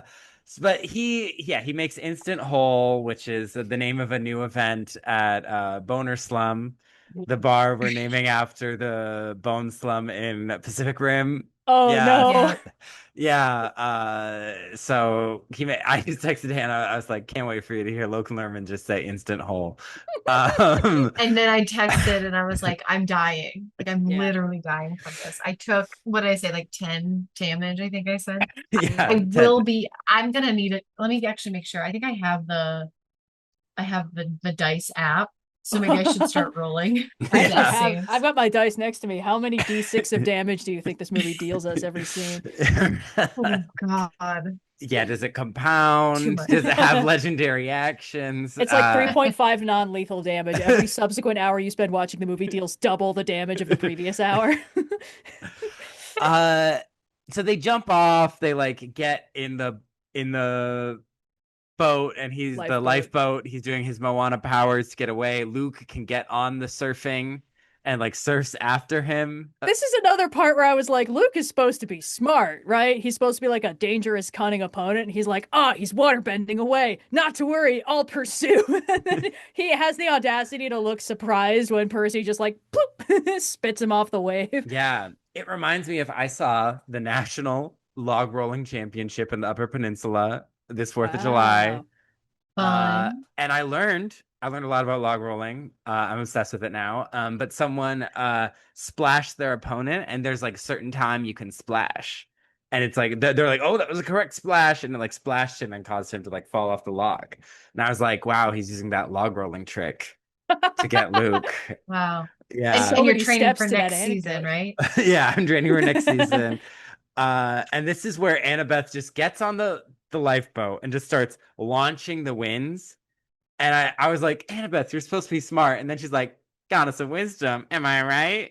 And I'm like, oh, because I was like, you just want a little wind. You don't want Yeah. all the winds. Yeah. I just listened to Epic the Musical. And Yeah, uncorking that bag does not end well for anybody, and she should know this, having read all these books. yes, but they zoom away. Then eventually he lets Tyson use the wind, and she's like, why are you not racist to him? He's dumb. And he's like, why? She's pretty aggressive with the racism, dude. She's like basically like, why can't you be racist with me? And we're like, I thought we were in we're this not together. doing that. It's such Yeah. a weird, and also because like her characterization outside of those like individual moments is so specifically like bland. It's so because in the book, pretty much every time she's forced to deal with Tyson, she seems angry and scared. And Percy is like kind of weird that she's this freaked out. Like he's seen her deal with things she's got phobias of before, but he's like, this confuses me. Tyson hasn't done anything wrong. I don't get why she's like this. And Um, he has the deduction skills of a middle school boy. so he So he, doesn't really put it Right. together until she tells him. And like, that's fine. But in this one, every other scene, she's like quipping with the best of him or whatever. Or like she looks mildly disappointed in him. And then she's like, I can't believe you're trusting that guy. It's like, oh, you have opinions on him? I couldn't tell. Also, I think she has to uncork the winds because he fully fumbles an entire outboard motor into the ocean. It's like, oh no, my butterfingers, I don't know what happened. And I'm like, if only you had somebody who could control water. water. Yeah, Water, If it did only only. it there for was a you. way to get that outboard motor back. If only you could have like Uh-oh. reached for it. Yeah. Because he just kind of drops it and then like, ooh, he doesn't like reach. No. Yeah. She gives very much Southern sorority girl. Like it's Mm. like, oh, you seem nice. Then she's like, actually, I'm incredibly racist. And you're like, Yeah. oh, okay. It's a private moment, so I can go mask off for a minute. It's like, oh no. Mask on, Please mask don't. on. Yeah.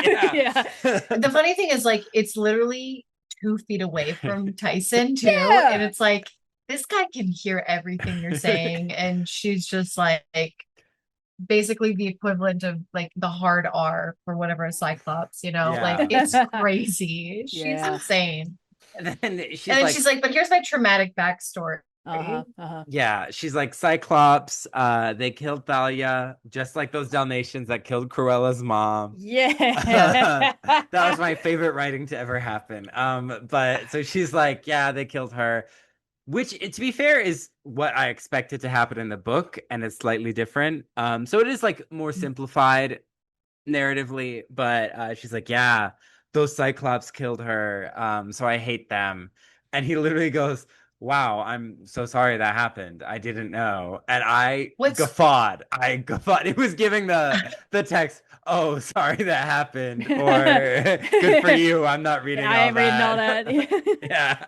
Ugh. I what I'm confused at is like why is there not like a like a camp mythology about the tree and how it came to be that like he should know this being there. It's like, oh, they were attacked by this specific type of creature. That's why the tree exists, right? Like it feels like that would be a narrative thing that like it's the culture of the camp that like they know how the tree got there. They know how Talia died.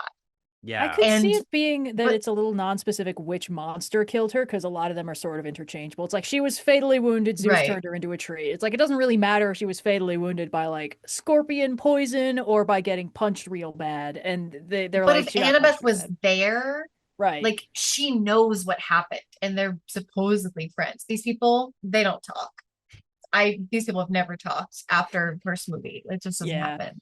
They got Yeah. powered down for the intervening like 3 years and stuck in a closet somewhere. Exactly. Um, the other thing is that when when they're talking, like she's so like there's like nothing going on. It's as if she's just reciting the lines. And it's very sad because I don't think Alexandra Daddario is a bad actor. I've seen her do good stuff before. And so I'm just like, it's this is honestly really sad to watch because I think all of these actors are pretty dynamic. And it's just like Mhm. you're sitting in a sea of green screen having to have this conversation. And yeah, she's just being diabolically racist when the subject of her racism is right there. And Logan Lerman's character, Percy Jackson, that's the name of the movie, is literally just like, wow. But Yeah. but she's older in this iteration, right? Like in the books, she's supposed to be younger. And so it makes Yeah. sense that she would hold on to an idea like that. But she's what, 16, 17 in this movie, They're like right? 17 in the movie because they're like You know you're, 13 in the you're book. racist. You know, like when you're like 13, you're Yeah. still figuring it out. Like you're 16, Yeah. you know you're thinking the wrong thing and you should have already started to work through this. The I do think, book explains like the concept of monster yeah. more, and like that they're like that's like a categorization, and they like die and respawn, and they like Uh-huh. have a whole thing. And Right, so it's more of a thing in their society. And in the right. book or in this movie, it's a lot more like that's just one of the many creatures, which is a valid Yes. world building thing, but because they Mhm. carry over it's just racism. Yeah.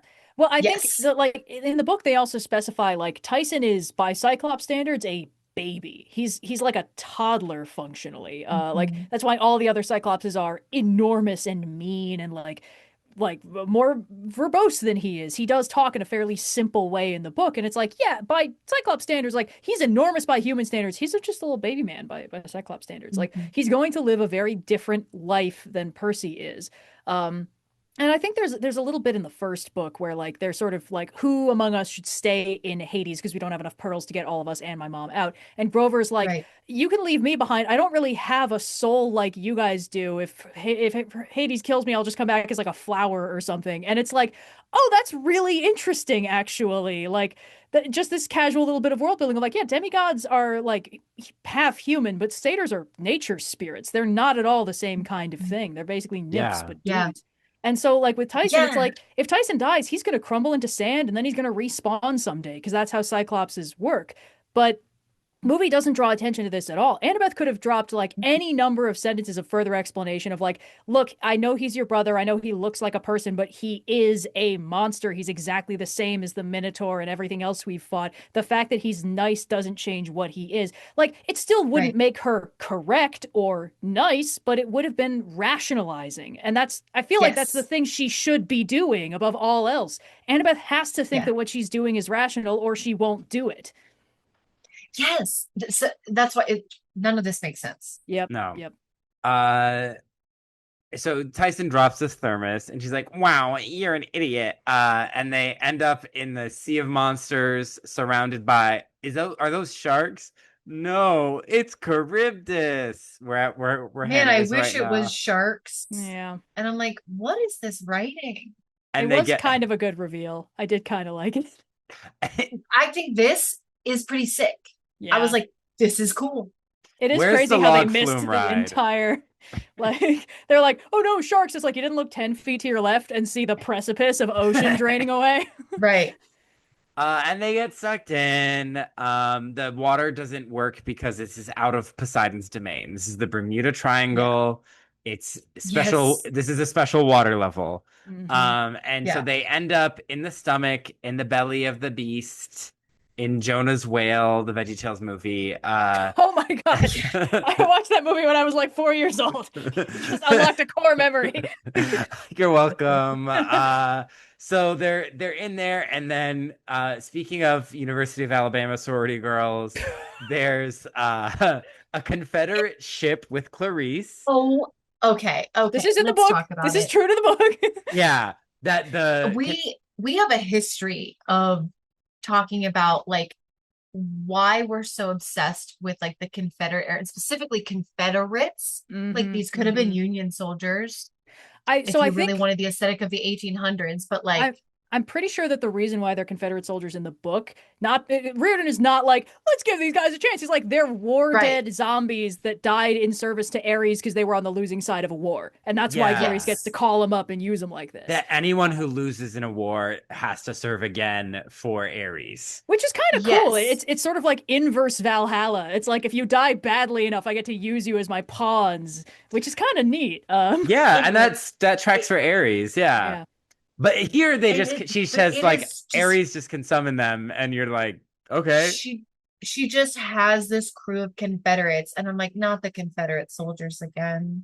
What is this, yeah, It's Twilight? just Yeah. it's literally Hmm. Twilight. beautiful What was it? creatures came Beautiful out this creatures. year. Beautiful creatures. Jeez. Listen, it's too much. But yeah, like Also, of all the places to put your Riordan cameo, making him a dead Confederate zombie, like, oh, is that why who that would you do? was? I don't know if he played him, but they called him Riordan, and I was like, guys, Oh, interesting. why would you do this to my guy? Because they love Yeah. insulting him. Look at this franchise. I mean, yeah, I So guess. honestly true. And so he's like, we're gonna all die unless I shoot a missile, or unless we have to shoot a missile through the wall of this whirlpool stomach. And she's like, this idea is crazy, but I guess it's yours. So if it goes wrong, I'm blaming you. I can't believe they didn't try shooting their gun at the thing before. It doesn't even seem like he's aiming at a So specific spot. He's just like, we're gonna no. post up here, and then we're gonna shoot anywhere on the wall, and then we're gonna use this boat like a submarine and rise to the surface. The boat just rises. Yeah. Yeah. This is giving like this is a level of the video game. You get on and it's like your shooter level and you have to look for the wall that's like slightly different graphics and shoot it. Yeah, yeah. And they get there, so they get through, they're underwater, and then the ship rises. And is that supposed to be from the effort of the missile? I think the boat is just rising because there's air in the cabins, and they're treating the boat like it's a submersible. And I don't know enough about boats to know if this specific boat. Mhm. I mean, it's not a Confederate era boat for sure. It's got like modern Right. guns on it. Yeah. Yeah. But because it's like, okay, Percy can't control the water even slightly, but maybe just a little bit to make this seem less bullshit. I don't know. Also, this whole plot line not in the book. They avoid Charybdis. It takes a lot of work, but they don't get sucked in. Also, in the book, Charybdis has braces, and the movie was like, we're not going to do that. That would be silly. Oh, I forgot the Oh, braces. None of you have any whimsy in your hearts. No That's funny. whimsy. I wish this had braces. Yeah, yeah. Yeah.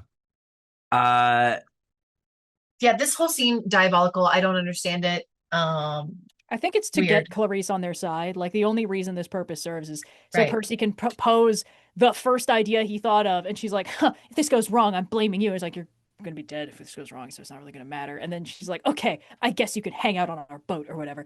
Um, and then she's just fully a good guy for the rest of the movie. And it's like this is more impactful in the book for so many reasons. Not least of which being Clarice was in the first book and she was a huge horrible bully. She was like Percy's first exposure to the fact that he Yeah. couldn't escape all of his problems at Camp Half Blood. Like there would still be shitty people giving him swirlies. Um, yeah. Clarice was like a Was she in the smaller first character. movie? No. no, not even Okay, that's what I slightly. thought.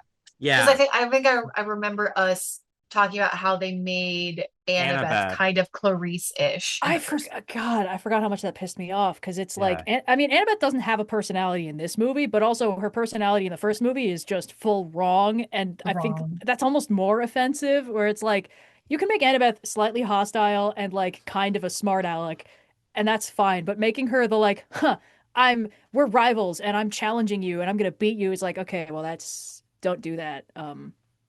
That's not very, that's not very compelling. And also, like, They Lightning Thief, well, I like, guess they increased their woman quota on this movie, They had another yeah. right? one. So they were able to add another one that, Yeah. that's where the Yeah. budget went. But they For a had to whole cut other the mom personality. because they're Had to cut the like, mom. Yeah. there's too many women. Yep. Yeah. Yeah, I so Yeah. feel true. we had to cut all Sacrifice. three major Greek goddesses from the entire prophecy to afford one Yeah, you know what? Clarice. I take it back. They Yeah. actually downgraded the women Yeah. and they just happened to have some room for Clarice because like, well, we're getting rid of these seven other women.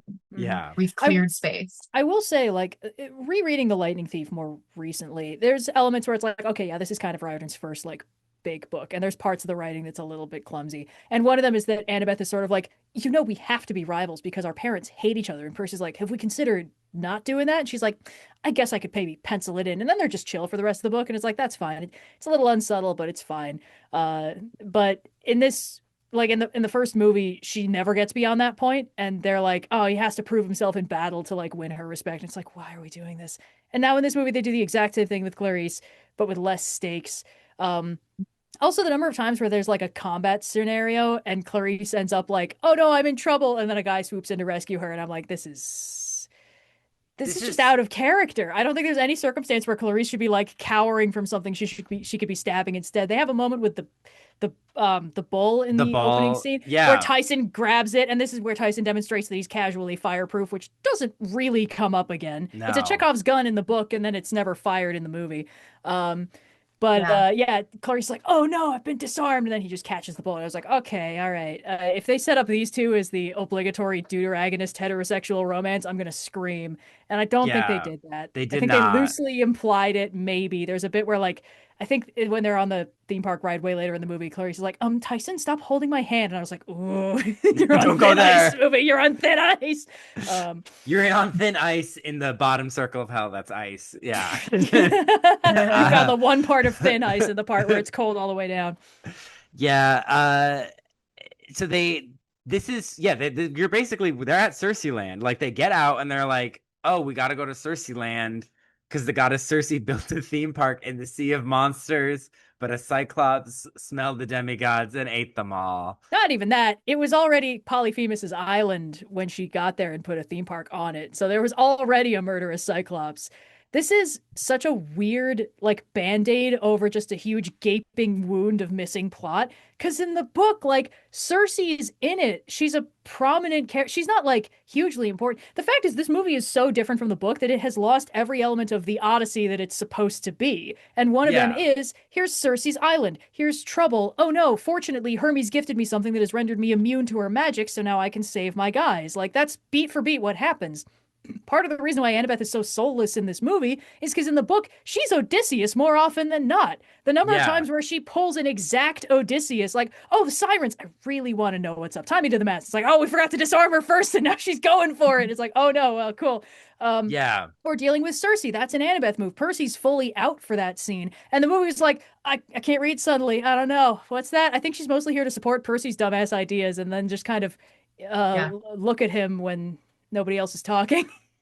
Yeah, they because she's the this girl. all the Mhm. elements of like the Argonauts and the Odyssey that are Sea of Monsters is like not spoofing, but like Pulling from there. pulling from are just Yeah. kind Beat of for beat gone. recreating for the most Yeah. part in roughly the same order. Yeah. Yeah. But so instead, and I think this is because they cut the theme park in the first movie Oh and God, they went yeah. to the Parthenon in Nashville. Hmm. So they're like, let's go to the theme park. They go to a theme park. It's abandoned. They're like, Polyphemus is in here. We have to go on the drop ride. And they sing It's a Small World on this little drop ride. And you're like, What? they're half-hearted in singing it too. It's strange. To me, Yeah, it's got it's it's got creepy. it's got the same energy as like in the Michael Bay Ninja Turtles movie where they're like in the elevator to the final boss fight and they all start like jamming out to the elevator music and it's like here's a little moment to remind you that these guys are just a bunch of silly little dudes in a weird situation before we get back to the soulless grind of this movie. Um, They're Yeah, that's that. Yep, that's that. Because yeah. they show up and they immediately just like see Grover in drag, and he's like, "I'm a handmaiden," and Polyphemus is like, "Feed me," and then they're like, "Why are you in a dress?" They really milk that joke for all of that 2013 comedy it was worth. uh, And the Yeah. final punchline being Tyson being like, "You look good, man." And it's like, oh, haha, it's so funny that Tyson would say that when he's objectively correct and vindicated by history. and they fight Polyphemus to get the fleece. It's pretty much a standard. They jump around and fight him. Everyone's Uh, doing a lot of cartwheel flips in this scene. yeah, Yeah. Hope those stuntmen were paid well. and Yeah, really.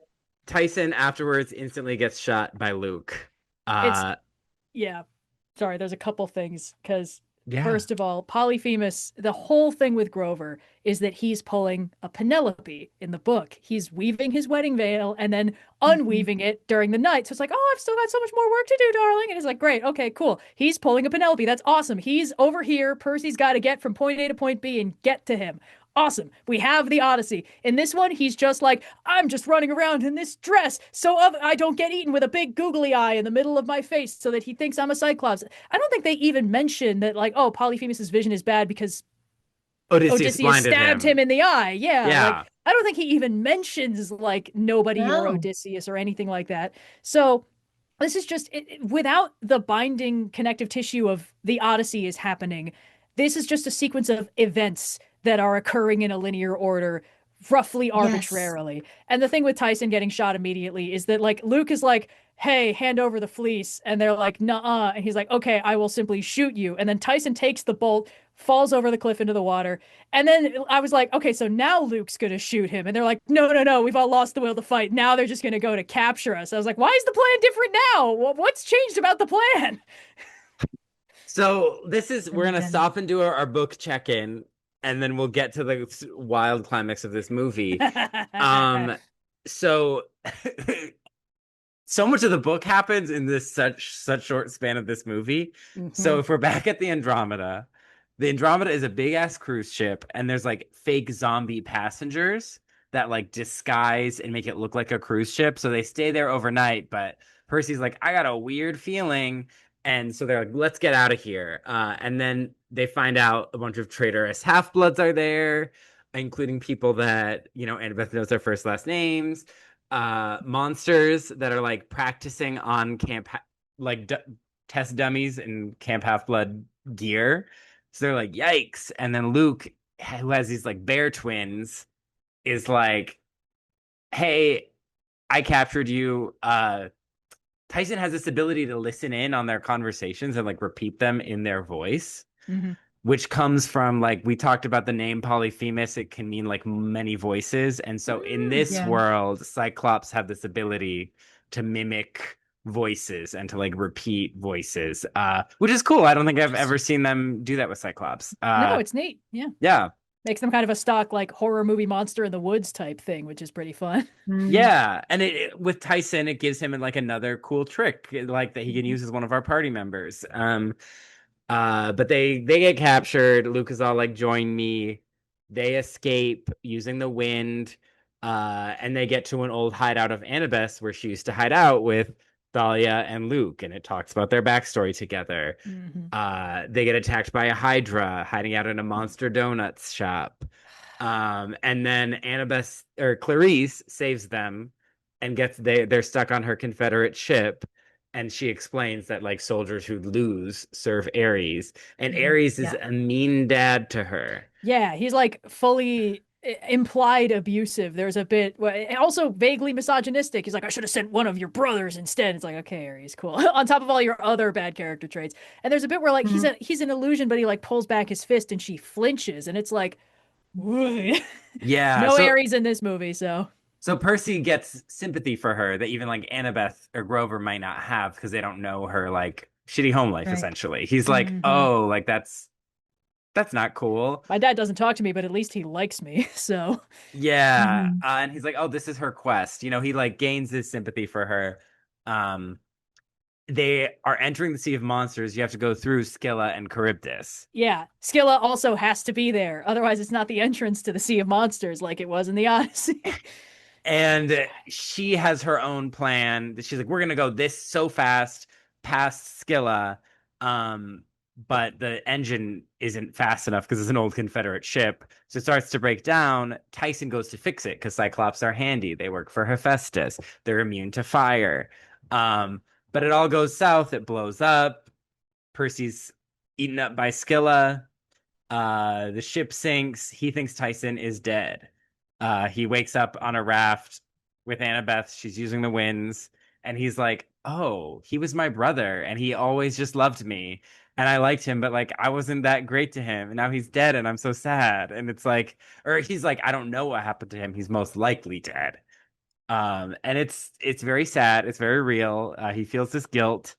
And then we go on the Odyssey. Like they get to Cece's spa, which turns out is run by Cersei, and it's like a girl power retreat. And she's like, Annabeth, you're beautiful, you're talented, you can do so much. Percy, I'm gonna show you your real self. That's a guinea pig. You dumb. Uh and she like puts him in a tray or like in a guinea pig habitat with these mean guinea pigs. And she's like, yeah, you'll go be a class pet. And this is better than you'd ever be as a human man. Hmm. And it's very 2006 because she's presented as so like remember when feminazi was a term? I mean, I still think it is, Ugh. but I used to hear a lot more like very like, oh, like she just hates boys and men. And Her joke is fully men are pigs. I should know I turn them into pigs, but real pigs are annoying, so I've turned them into guinea pigs because guinea they're pigs. still pigs but smaller. And it it's kind of true to the original myth. I think in Yeah. that case it's a little bit that less that Cersei's like, ew, men. I think it's just like everyone on Odysseus's crew is a man, and she's like, ew, sailors, and turns them all into pigs. But in this one, it's kind of like, yeah, it's a spy to take on girls as apprentices to be witches, and then boys I turn into guinea pigs and I ship them off to the mainland. And it's like, okay, that's pretty evil.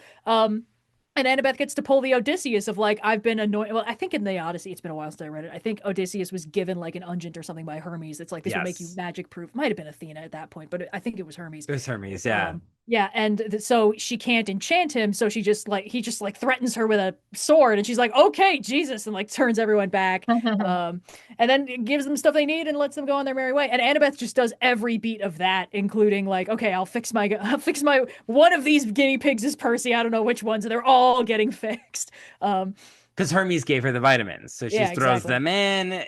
Percy comes back to life as a human. And he Yeah. talks about feeling that scared guinea pig inside him for the rest of the book. The other ones are like pirates. They're like Blackbeard It's was a Blackbeard and his crew because they steal the Queen Anne's revenge for the rest of the book, which is awesome. yeah. But then they're like running around the spa and they're like, it's like, oh, they're tearing it up. And again, it's like, this is very 2006 for middle schoolers. And it's just like, haha, look at them make all the girly stuff dirty. And you're like, Hmm.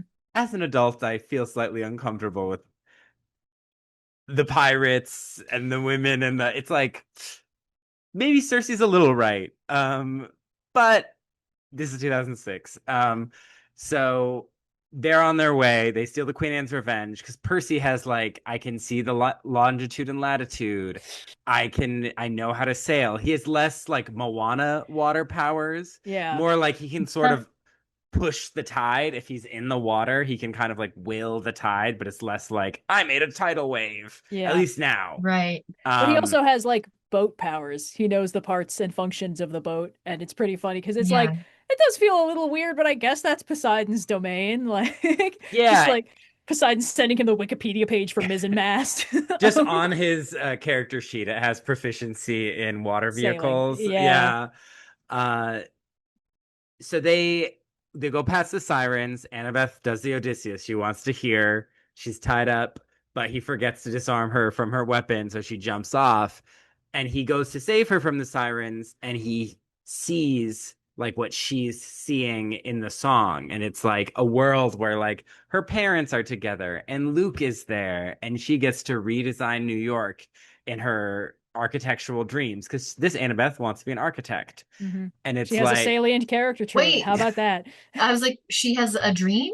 She has a Yeah. goal? yeah, Oh, Annabeth's whole what a thing in the novel books, concept. yeah, it's all she wants to be an architect, but also it kind of ties into her like fatal flaw of hubris, which is like Oh, she's got that perfect like 13-year-old smart girl thing of like if everyone just did what I said, the world would be perfect. And honestly, she's more right than most, but like it's this very she runs into that quintessential problem of like I'm smarter than everyone else I know, and if they all listened to me we wouldn't have anywhere near these many problems, but nobody does listen to me and it's frustrating, and maybe if I had absolute power everything would be different. And the movie does nothing with this because that would require giving her a personality or letting her know things her or her finish a per sentence. her personality's girl. Yes, her That's personality is yep. girl. Girl yeah, TM. girl TM. Yeah. Uh, so yep, that's what's going on. She's got fatal flaw, hubris.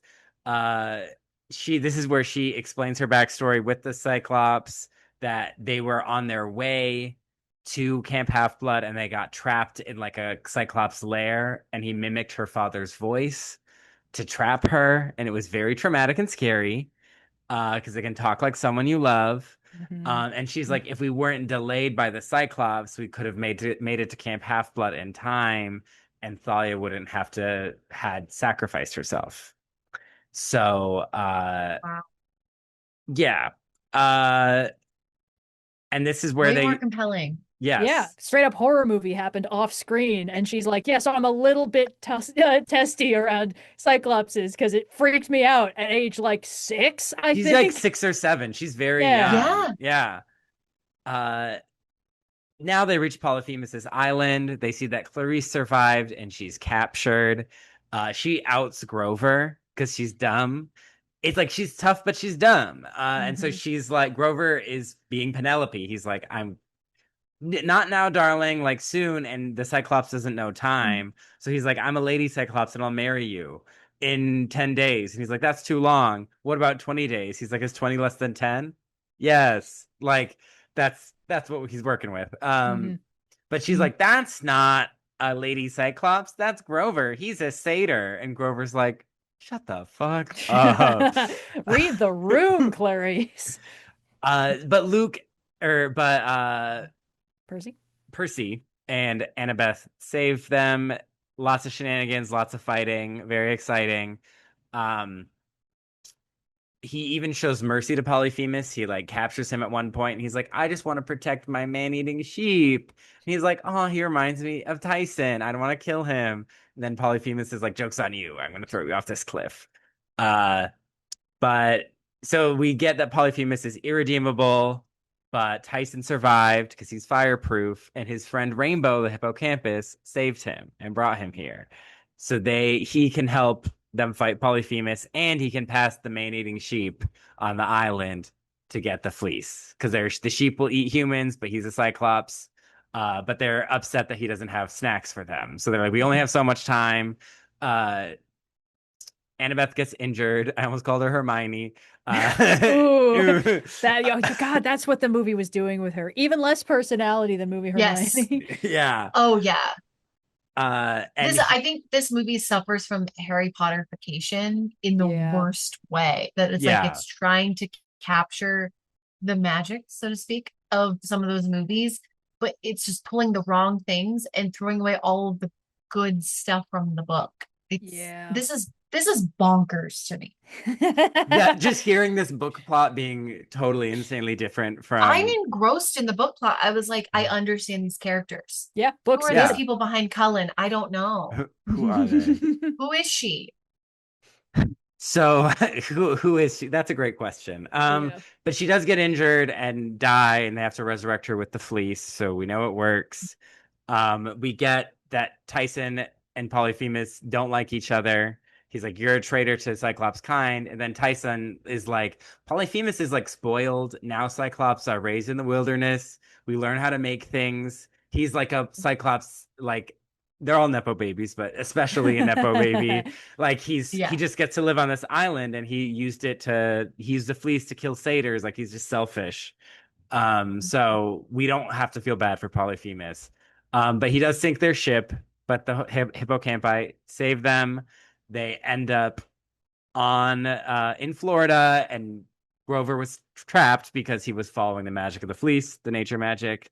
And Clarice reveals her prophecy was that she's like, see, I always knew I would fail on this quest because the prophecy that I didn't want to mention earlier is you shall sail the iron ship with warriors of bone, you shall find what you seek and make it your own, but despair for your life entombed within stone and fail without friends to fly home alone. So she was like, I'm doomed, but actually she was trapped in the cave, but she would have failed without her friends. Her friends saved her, and then she needs to fly home alone because they're like, we only have enough money for one plane ticket. Which And is such a Right. 13-year-old problem to have. So turn out your Yeah. pockets, everyone. Three moths fly away.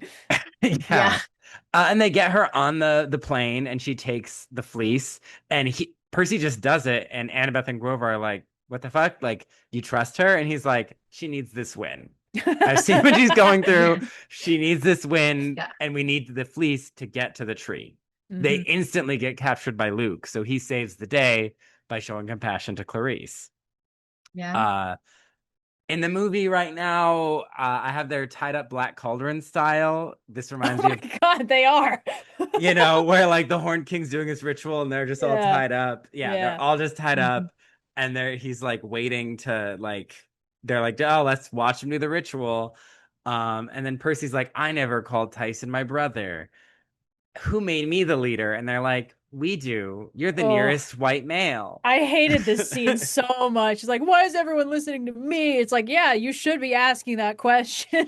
You have Uh, no remarkable traits other than Moana powers. Listen, I love Book Annabeth very much. In no world would she be like, yes, I will trust Percy to make all the decisions on this quest. Never. Not even like 15 books later in the Rome series. It's like the reason why they work is because they complement each other's strengths and weaknesses. It's like Percy, real good at the fighty stuff, real good at the crazy leaps of faith and logic. Annabeth, really good at the plans and the tactical, like, big swings and the talking her way out of situations. So, like, and in this, oh man, I was recently reading I think it was the House of Hades. It's like Rome series, well down the line. Where it's like it's no longer just in Percy's head. We're sort of getting different POVs, and they're both in a really bad situation together. And you just get them from each other's perspective. Like, I can feel Percy about to panic next to me, so I need to start talking way faster. It's like, oh my God, this is great. And the movie was like, yeah, make all the decisions for me, please. I was like, oh, this is a fucking insult. This is a travesty and a half. If you're gonna have smart girl, make her be smart She girl. has to play the role of doing the smart thing, and you have to let the other characters trust her to do anything. And nobody in this movie trusts Annabeth to do anything, and she doesn't try to do anything. She's set dressing. Yeah, she's decorative. So Kronos is being summoned, I guess. They summon up this giant demon form. Cool design. Uh Sure.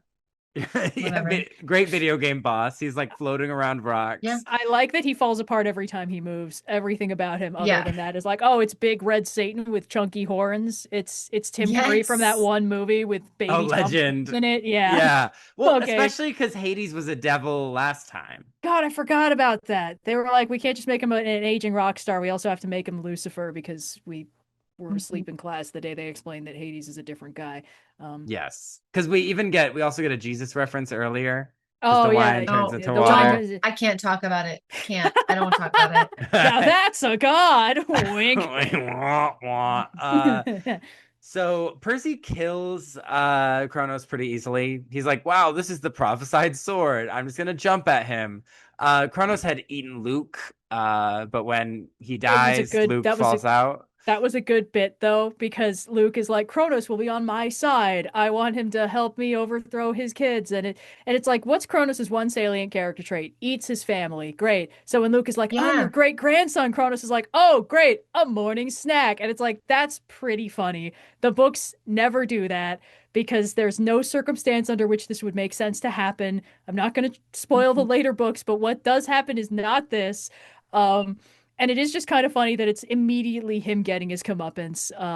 In yeah, it's oof, we'll get But to it. it's funny, but it is also kind of like, okay, to what end? Like this Yeah, guy, like that makes Luke even more or Dumb. even less compelling. right. Yes, Because more dumb, less compelling as any sort of antagonist. I'm like, this guy is so fucking stupid. yeah, it's frustrating because it makes him wrong. Because his whole thing is like, yes, Kronos, my master, I will reawaken you. And in the books, Kronos is like an active presence from book one onward. Like, Yeah. I think he's slightly foreshadowed in the book, because Luke gives him like the flying shoes, and then when they're in Hades, they try to drag him into Tartarus. So they try to drag Grover Right. into Tartarus, and Kronos is down there. Like that's what this whole thing was about. Yeah. And it's the kind of first hint of like something's wrong. Like, why would that happen? And Percy also keeps having these scary prophetic dreams where an unseen voice, which is Kronos, is like scheming, and then it keeps being like, "Oh, we're being Right. observed. Up, too much plot. Get out of here, kiddo." And it's good. It's intimidating. It kind of gives you like Luke is Darth Vader, but Kronos is Palpatine, like the actual schemer, the intelligent force behind this whole plan. And in this one, it's like, oh, so Luke was fully incorrect and just didn't really pick his Yeah. poison correctly. And the book gives a good amount of you get why Luke is the way he is because the Yes. Olympians aren't just rulers, great parents, like all these things. So it's like they're like Luke's so wrong, but you get that they're still children, so they have this like faith in where they came from, and it's like Mm-hmm. I'm like, is Luke 100% wrong? I mean, murdering and all that, not great, not good, but like the Olympians aren't great. Like, Right. should they be overthrown? Yeah.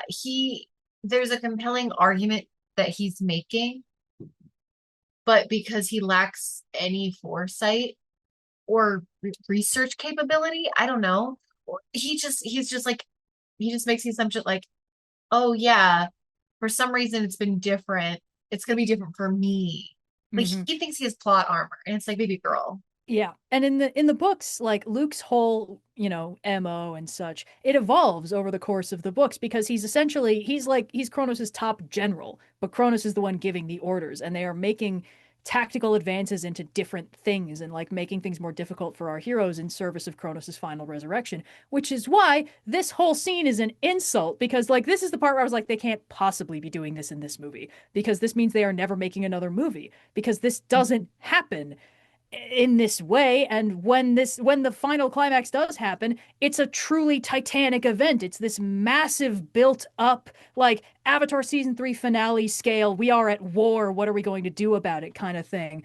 um and the movie was like, we're gonna do like screenwriting don't do this 101, introduce the problem and the solution in the same scene and sentence of like, Kronos is here, Yeah. if only we had the cursed blade that could destroy him with one hit. And it's like, why does that exist? And why haven't you been bringing this up before? And why is it casually Riptide? Um, good news, everyone. You already have the solution for this apocalyptic threat that has every Olympian shitting their drawers. And no one Yeah. bothered to show up. They're just letting this happen in a theme park in a corner. Yeah. Yeah. The fact that Yeah. when they cut back, Kronos's like cairn is still there. No one went to pick it up. It's just sitting on an island with a murder cyclops on it. Oof. Yeah. And and also like thinking about like Kronos as a character within the mythology is like that's a big baddie. That's a Yes. big Yeah. like one of that's the biggest baddie. Yep. And that's movie two. It's like, yeah, and there's nowhere else to go. Who else are you gonna fight? Because that's the Yeah. big baddie. Yeah. Yeah. Yeah. That is It's really goofy. it's the most like, okay, you've surrendered. You're not making more movies. You're ending it at book Yeah. 2 of 5, basically. And that's Yeah. just such a bizarre choice. But also, Mhm. like the languid pacing of the movie thus far, I think, proved that they were not interested in adapting the book, in expanding this universe, and planting ideas to pay off in later stories. They were like, just sign my name right on the check, and I'll call it a day and leave. And it's Mhm. so profoundly frustrating. That's And why it's Logan Lerman's like, yeah, we're not doing another one. And then yeah, they're why like, no, would you can't say that. He's like, it's, let's be so for real. dude, you had me beat the main villain in 2 hits. Sorry, 3. And it's just oof. And it's also frustrating because Luke is kind of one of the more he's definitely CWified, but as a character, he's slightly more interesting than everyone else in the movie. He gets in a couple good Yes. one-liners. He gives across the impression of like, I am an older teen and you are all being silly. Like there's a bit that I keep cracking up on when they're having the fight on the yacht and like Percy like runs up the roof of the yacht and it's like, where are you going, And man? he's And like, Luke why are comes you out, on my roof? get off my roof. And it's just like that's so Yeah. genuine. Like, why are you on the roof? You're on a boat. Where are you going? Um, Yeah. Yeah. yeah. I think the most compelling character motivation is Luke. Like, because he's Yeah. the only one that can actually articulate what he's feeling and why, and that's why he's doing these things. Hmm. Everyone else is kind of like, yeah, my goal is kind of like in the back, and I'm doing these things because I'm supposed to be here. That's it. Yeah. Yeah. Yeah. Like, I was contractually obligated to be here. Yeah. And Luke's motivation of like, oh, we're overthrown. It's our turn to rule the world. And it's like, sure, that's a motivation. Mhm. But the real motivation is like every single one of these demigods has parental issues out the wazoo because the Yep. gods are all bad parents. And some of it is like divinely enforced. Like you can't play favorites. You can't be Mhm. there for all your kids. But like there's something deep in the book series, which is like the current system of the world with the Olympians on top and the demigods sort of just scattered to the winds, left to fend for themselves. It is broken. It's not good. Like Luke has a point. It's just his solution is entirely incorrect. Like unleashing Kronos would not fix things. It would not make the Olympians care for their children. It would just cause untold devastation and like wreak havoc and stuff like that. And again, I'm trying so hard not to spoil the later books because they are really good. But it's like you get to this point where it's like, okay, something does have to be fixed here, though. Like Luke's wrong, but this isn't right as it is. And the movie does none of that. Luke is just like, "What's up? I'm a supervillain. I want to take over the world and use the lightning bolt for myself or whatever." And Kronos, I guess, will help me with that or something. And it's just it makes him so weak in the motivation department. Like in the books, you get the impression that he doesn't want to be doing a lot of what he's doing. Like he makes some big sacrifices for the cause, and it's like after a certain point, this can't be motivated by like it'll all be worth it when I rule the world. It's like no, he's got drive. He's got a purpose. He thinks he's on this righteous crusade. That's why he keeps being like, please, for the love of God, just join me. Like Annabeth, I desperately want you on my team here. You'd be so like you deserve this. You deserve to be on the right side. And like it's so much more compelling. And this version in the movie is so toned down from there, but he's still like miles ahead of everywhere else in the movie because Yeah, at least he has a reason for what he's doing. Um, Yeah. exactly. He has a motivation. yeah. Tyson shows up. They hug, say brother. They kill Kronos real quick. They Uh, hug, say brother. I love that. uh, Manticore kills Annabeth. Because there's a Manticore there. There's They been a do it. manticore in the scene, but it keeps kind of disappearing when it's not necessary, and then it pops back up at the most inconvenient moment to stab her in the back. Yep. Um, They do a fleece resurrection real quick. Because at first she's like, I'm gonna be in Elysium with with Thalia. Talia. And it's like, girl, don't you know that the fleece resurrects? You put us on this quest. Yeah. Also, girl, Talia's a tree right now. She's not in the underworld. She is stuck in She's some kind of torpor. that's I did not understand that. Makes uh more sense in the book. Luke is left with Polyphemus. They return, resurrect the tree. Tyson, he's like, Tyson, you don't need to wear sunglasses anymore. We're cool. And Grover's like, I'm gonna teach you about the nymphs. And I'm like, oh no. Yeah, And horny then Grover is back for one scene only. and then Talia's back. She's resurrected. They're Yeah, like, just in case we decide to make a third one, there's a daughter of Zeus. The Yep. prophecy could be different. the audacity. Yeah. Mhm. It's so insulting how the only reason Annabeth is in this movie is so she can fake out die in the last like 10 minutes. And then Oh yeah. insultingly, they're like, the fleece isn't working for some reason. Then they're like, oh, just kidding. It needed a warm up time. It's fine. If someone had said, like, I wonder if it used up all its juice resurrecting a dead Titan who's been scattered into pieces for 3,000 years, there would have been stakes in the scene. But instead, we're just all checking our watches, like, yeah, when's the plot device going to do what it does? I'm not stupid. I know how Uh-huh. things work. Um, Yep. Yeah. And in the book, all this is they trick Luke when they're captured. They do a rainbow iris message to yeah. with a Mhm. fountain to exonerate Chiron. They have Luke admit that he poisoned the tree. So like, They get him monologuing with this. Is yeah. like, can you say that again into this camera and microphone? Yeah. He's Yeah, like, Note and why did you 39. do this? Yeah, yeah. note Another one of my 39. Note favorite tropes. 39. It's Uh like, oh, so you admit you did all this terrible thing? he's like, So- you know that. Yes. Why are you making me Yes. say it again? Yeah. Centaurs show It's up. like those confirmation hearings in the Senate for like the new fucking AG and shit. Oh my God. Oh gosh. The centaurs show up, save him. So Chiron is restored to camp leader. Activities director is the name. Yes. Tantalus is sent Mm, back without any food. The fleece heals the tree. Uh, Annabeth and Percy win the chariot race with a special design that Tyson made because he's handy. Um, and we get that. I think we get that Tyson is leaving for a bit, and Percy's like, "Oh, but I'm gonna miss you." And then Thalia shows up. She's resurrected hmm a few days later. And that's the book. And that's the movie. Uh, yeah, Yeah. um, yeah. It was a moving picture. it only a movie. Only a movie. Ugh. They also barely even tried with the romance in this one. I remember they were trying to like force it in more last movie, and they're like, Mhm. so she doesn't even have love interest to do. Uh, Right. She has literally nothing to do except for say a couple lines because she's in the book and they know that, well, if we try to get rid of her, they'll be mad. So Yeah. we gotta just give her some lines, but we're not gonna give her anything interesting to do. Anything to do, not even interesting.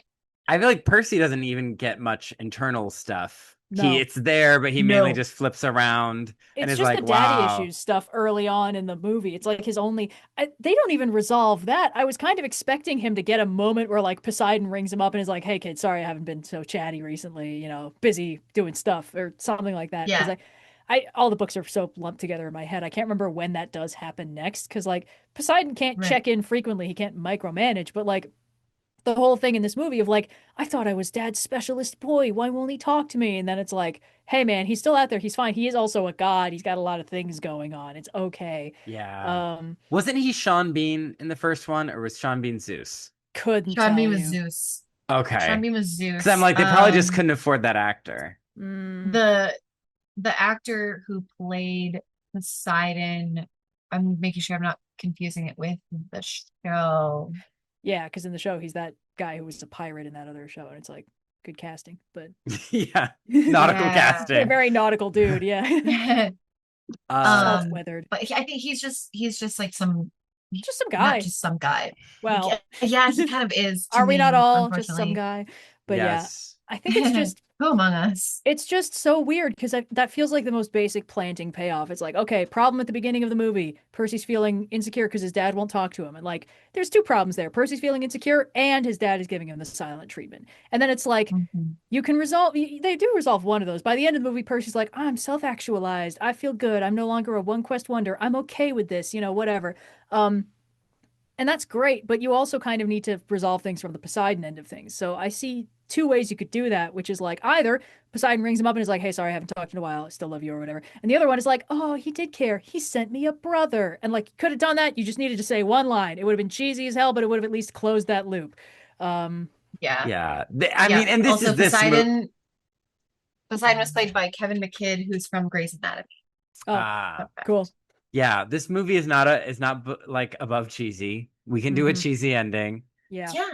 Uh yeah, but the movie just kind of the franchise really goes out with a whimper. Oh, yeah. Um and so Yeah. I guess it's time for the big question.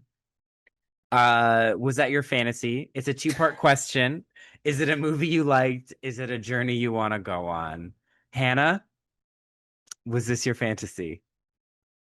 No, this was the thing I liked about the movie. I found myself enjoying was the bad acting because I love good bad acting. Oh yeah. Yeah. But it came around to like, oh, this is sad because I know that this is a beloved franchise. I know I'm not getting the best version of this story or these characters, and neither are these actors. And so it just like it was funny and then it was really sad. And it was kind of back and forth. But Logan Lerman doing the like six times so funny. It's like he didn't have anything else to do. The movie is Yeah. so painfully boring. It's slow, not Yeah. good, not my fantasy. The adventure, not compelling enough. I don't want to go on it. I would Yeah. go on the adventure in the book. Well, I don't know. I don't think I would want to be a demigod, It's pretty scary. but Mostly goes badly, it's yeah. it's more interesting than it seems like in the book. But no, I don't want to go on it. I don't want to watch this movie ever again. Yeah, Yeah. Yeah. yikes. Yeah, three times was enough. Uh, Red, was this your fantasy? No, this movie's bad and it makes me sad. It's so frustrating when you see a bad adaptation of a story that you know is good because it's like a complex cocktail of bad feelings because like sometimes it's why don't you see what made this good? It's so obvious. Why did you leave all of it out and not adapt any of it? Like the Percy Jackson books are good because the characters are compelling. Percy's an interesting POV character. And like for the five books of the Percy Jackson series, we're in Percy's POV, and that's interesting because he's like freaking out all the time. We get every little detail of like every terrible feeling he doesn't express but is wrestling with on the inside, you know, every anxiety, every fear. And then like spoilers for like the Rome series, we start getting like outside POVs on Percy Jackson and they're all like, "Oh my god, that's Percy Jackson, son of the sea god. He's so cool and badass and tough and awesome." And it's like, "Aw, that's my boy. I've been following him since he was little and now he's all grown up and a cool hero and stuff." Um but also his perspective on the other characters. He's got interesting blind spots, but you, the reader, can like pick up on. He frequently doesn't know what Annabeth is thinking, but as a reader, you're like, I get it. That's interesting. And there's something kind of fun about having like a limited first person perspective for your POV because it means your angle on all the other characters is going to be shaped, you know, narratively by this person. And Percy has interesting biases and blind spots that shape the story around him. It's why, like, you read through The Lightning Thief, and even if you know Luke is bad news, you're like, of course Percy wouldn't get that. He's feeling accepted for the first time ever. Of Yeah. course he's not going to be suspicious of this guy, even though so many things aren't adding up. Um, And you feel the betrayal deeply because yeah, he feels it deeply. you Yeah. really do. Yeah. And I when I was watching the show, I haven't seen season 2 yet, but I liked how they did Luke in season 1 because he's so charismatic you almost think like they've changed so much. Mm, What if they change this also? And then they get you. They manage to get you with the exact same betrayal. Uh Yeah. and this movie was like, I got it. It's white boy, white girl, and other. It's just like, okay, Oh, cool. Cool, thanks, yeah, man. Awesome. Um, it's just so soulless and empty. Every time I watch a movie that poorly adapts a thing I love, I'm like, why did you make this movie if you don't love it like I yeah. do? What was the point? What did you get from this besides $200 million, huh? I just $200 million. Yeah. That's not like a ton of money. No, Like it's not it worth the is, but humiliation like, insurance. yes, exactly. That's the thing, is like your reputation. Like Logan Lerman didn't go on to become like big star. Not necessarily that he wanted to, but it's like this probably didn't like do Help. well for him. No. Yeah. Same thing with like Brandon T. Jackson, Alexandra Daddario, like she was able to kind of, but she had a lot of things going on at this time. Yeah. But like the guy who plays Luke, I don't remember the last time I saw him in a thing. Like, I mean Yeah. Stanley Tucci, he's Stanley Tucci. Of course Oh, he's gonna be fine. the big But name like, adult actors in this are pretty much immune to this movie harming them. yes. Um, but yeah, it didn't really serve But the like younger the kids well. younger actors, it's like that's so disappointing. Yeah. Uh, I would say this was not my fantasy. Uh, I've seen Logan Lerman do more while being tied up for an entire movie. Yeah. Oh Hi is very Yeah. fun. Yeah. Interesting. Um, uh, yeah. The book was very fun to read. That was probably my favorite part of revisiting this is revisiting the second book. I wouldn't want to go on this adventure because everyone around me is boring, and I didn't enjoy the movie because it was just kind of boring bad. I feel like the first one was a little more like fun bad, or like more like why is this horny? Like this was I was just like okay, Normie Glaze, and then it'll be done. Yeah, Um, first movie was bad, but there was like intentionality in how bad it was. Clearly, someone Yeah. was like, we can't keep this true to the book. That's for little kids, and we've aged everyone up 3 years or something. So it's legal for us to be creepy about it, barely in some states. And then, like, with this one, it's like, we gotta make Sea of Monsters. It was in contracts. We have to make this movie Yeah. happen, and we yeah. may as well. And it's like, it's just so they should stop letting this guy write screenplays because pretty much every Yeah. other movie I've seen from him, it's also like this has to happen. But you get the impression that like, did he watch the first thing? I'm still mad about Trollhunters: Rise of the Titans, where it was like, oh wow, it really feels like you didn't watch any of the shows that this is the grand finale of, or if you did, you didn't understand them or what made them good. Um, I wonder if that's what's happening with these books is that they're reading it and the only thing they're seeing is like, oh, this is like a different thing that made money. So we're going to yeah. include that. But these other things, that's too complicated. That's too complex. We don't want to really think about it and deal with it and put it into a movie, Yep. Yeah, or they don't think where audiences are smart enough to understand. I think a lot which of is hilarious because it's in the book, which is for Yeah, children. for for children. children. Yeah, every child who read this book got, oh no, Sea of Monsters, bad news. Luke, kind of compelling, but also not to be trusted. Kronos, don't listen to that guy. It's simple. And I think that's what's insulting about this movie is like, I, I get the feeling that some people are just really bad at writing any character driven story. And the Percy Jackson books are so very character driven. Like, our heroes are very reactive a lot of the time. That's kind of the whole thing. It's like, they're children, they're underdogs in a world that is actively out to kill them all the time.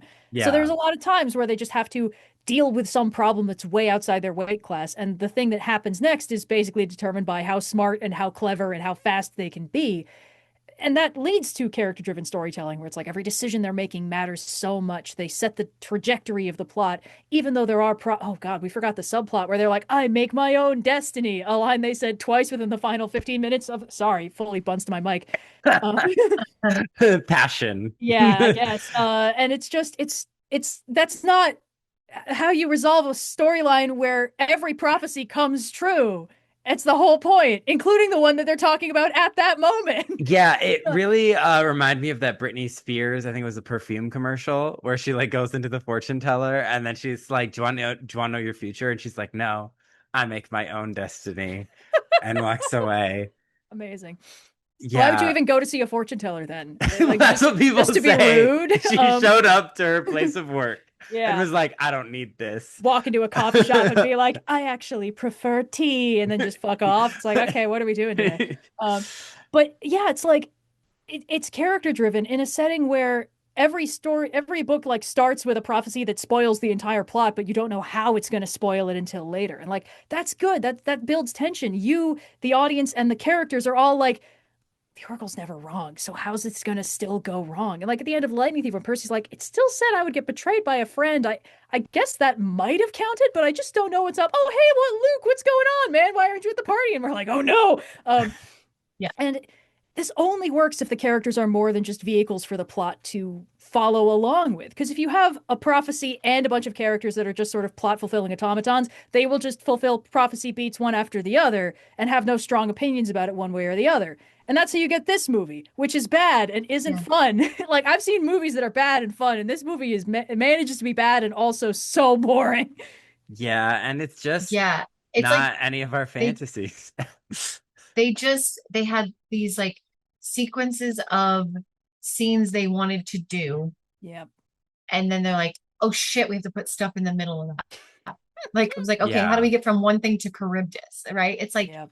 they didn't think about the important scaffolding in between these, Yeah. moments, which I would, if I was writing this, would be the reverse. Like this is part of a scaffolding for the characters to make those Yeah. decisions, but they're seeing everything else in between these big moments as scaffolding.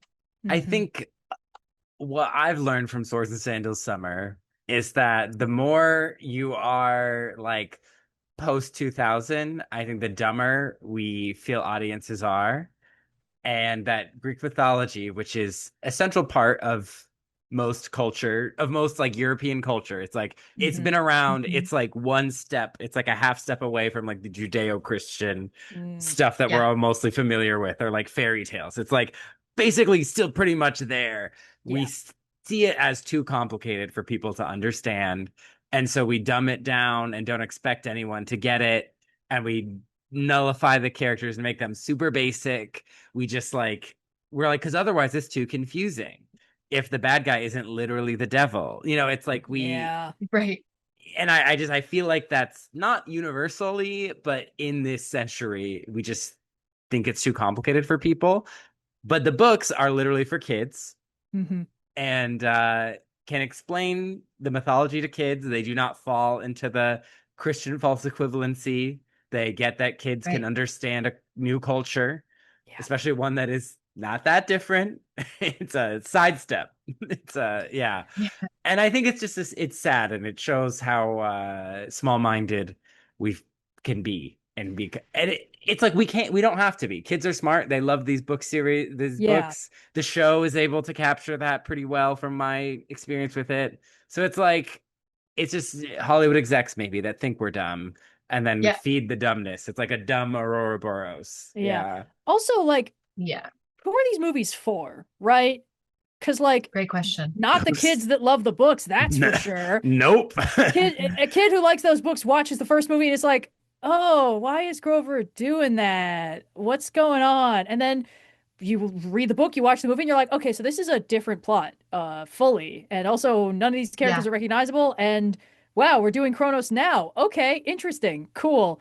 Why would you do that though? And it's a little bit weird because I feel like you guys talked about season one of the show, and one of the things that happened when I watched it, I quite liked it, but I saw a criticism floating around in circles of the audience, which is like they changed so much. It's like the characters in the show read the books and were sort of making all the different decisions to see what happened. Where it's like, oh, what if they uh, actually past the deadline? What if Hermes kept them there for too long? What if this happened? What if yeah. more forces were against them for some reason? And I saw some complaints about that because it's like it's not a faithful adaptation. And I was like, yeah, but if you've read the books, and let's be real, everyone who's watching the show has read the books, you get exactly what they're doing. They're sort of playing with your expectations. They're changing things just a little bit while still ending up in the same place. Or they're Right. exploring things to a different level of fidelity. Like the way they do Medusa in the show is a lot more like, hey, we're going with the approach where Medusa's like a victim of assault and like injustice and stuff like that. Not the only version of the tale, but like we sort of hinted that that was the version we were going with in the book, and now we're playing it more kind of sympathetically to her because she went through it and she Yeah. didn't really deserve any of that, and it sucks.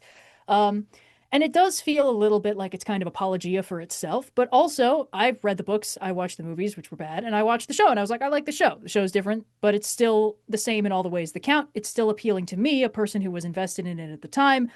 Even though the characters are the age they should be, it feels like it's grown up along with me in the intervening, this many years. Um, so the show is different, but it does still feel like it's for the same audience of people. It's still playing into the fact that like everyone who's watching this show has read Ovid's Metamorphoses for fun at least once, so we all get that. We all understand how that. Yeah. These movies are like we are assuming that you wandered into this theater by mistake, and we can't offend any Yep. of your sensibilities or you'll leave. And so it's like we can't make anything too difficult to digest. We can't draw up anything too specific. And God forbid we confuse you for even 3 minutes. Because what if you get bored and go to the theater across the hallway and Too watch? late. Yeah, The exactly. movie So, started too late. I'm bored. yeah, yeah. This So, movie, I think the audience it's for is not your teacher puts it on in class. God, You're no. taking a trip and you're on a bus, and it's one of the random DVDs that they have on the bus, and it's playing on like a bus trip, and most of the people Mhm. are asleep, and you can't fall asleep, so you're just watching this movie. That's Uh, I think, how this movie is meant to be seen. yeah, this movie would lull you to sleep pretty Interesting. quick on a bus trip, so Yeah, that's pretty smart actually. yeah. Uh, we could talk about the dumbness of this for our own Odyssey on a Sea of Monsters, but Red, Overly Sarcastic Productions, you got a lot to plug. I do, yes. Plug away. All right. Well, the main place you can find me these days, Overly Sarcastic Productions on YouTube. Because we're currently in the midst of chill year, we have moved to a bi-weekly upload schedule rather than a weekly one, which is a lot more chill. So every month you get a video from me and also a video from my channel partner Blue. So you get history from him and like literary analysis and trope stuff from me these days, which is very fun for me. Semi-active on Blue Sky. I did my first bad movie night on Blue Sky in a while, which is when I watched Crawl. Don't recommend. Don't watch Crawl. It's not good. As if anyone needs me to tell them that. Yeah, I'm on a couple other podcasts. I sometimes guest on our podcast producer. Oh, well, a podcast producer has an after show podcast for Overly Sarcastic Productions called the Overly Sarcastic Podcast. It comes out bi-weekly. We just talk about like videos that have gone up. We do Q&A. We have a Patreon only other podcast called the After Show. All in good fun. That one's a lot more freeform. I'm also a guest, a player on the D&D podcast Rolling with Difficulty, which is currently in, I believe, its 10th season. So we're in our third campaign, and it's been running for a while. And also, I occasionally guest on our podcast producer's other podcast, Movie Struck, a podcast about movies and the people who watch them. I think that is all the things I'm regularly doing nowadays. I said I was in the middle of chill year. That's a misnomer. It has. I also have a Yeah. comic. I have a comic called Aurora. The first 2 volumes are actually in print now. And if you want to read it, it is also all online at comicaurora.com. Good God, I'm very bad at taking it easy. Yeah, that's your chill. Okay. That's where the floor is. Uh, Oh my gosh. I'm yes. sure I'm forgetting something too. So thank you for taking time out of your incredibly busy schedule to torment yourself with this movie and Hey, then anytime. catharsis it out with us. A day at the spa for me, really. Yeah, well, thank you for coming on. Yeah, thanks for having me. Hannah, where can you find us?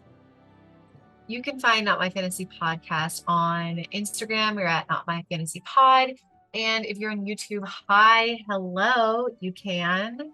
Smash that like button like I wanted to smash my face in while watching this movie. Yes. Yeah, so like the video, hit the notification bell so you get notified whenever we drop a new video episode. Obviously subscribe to the channel.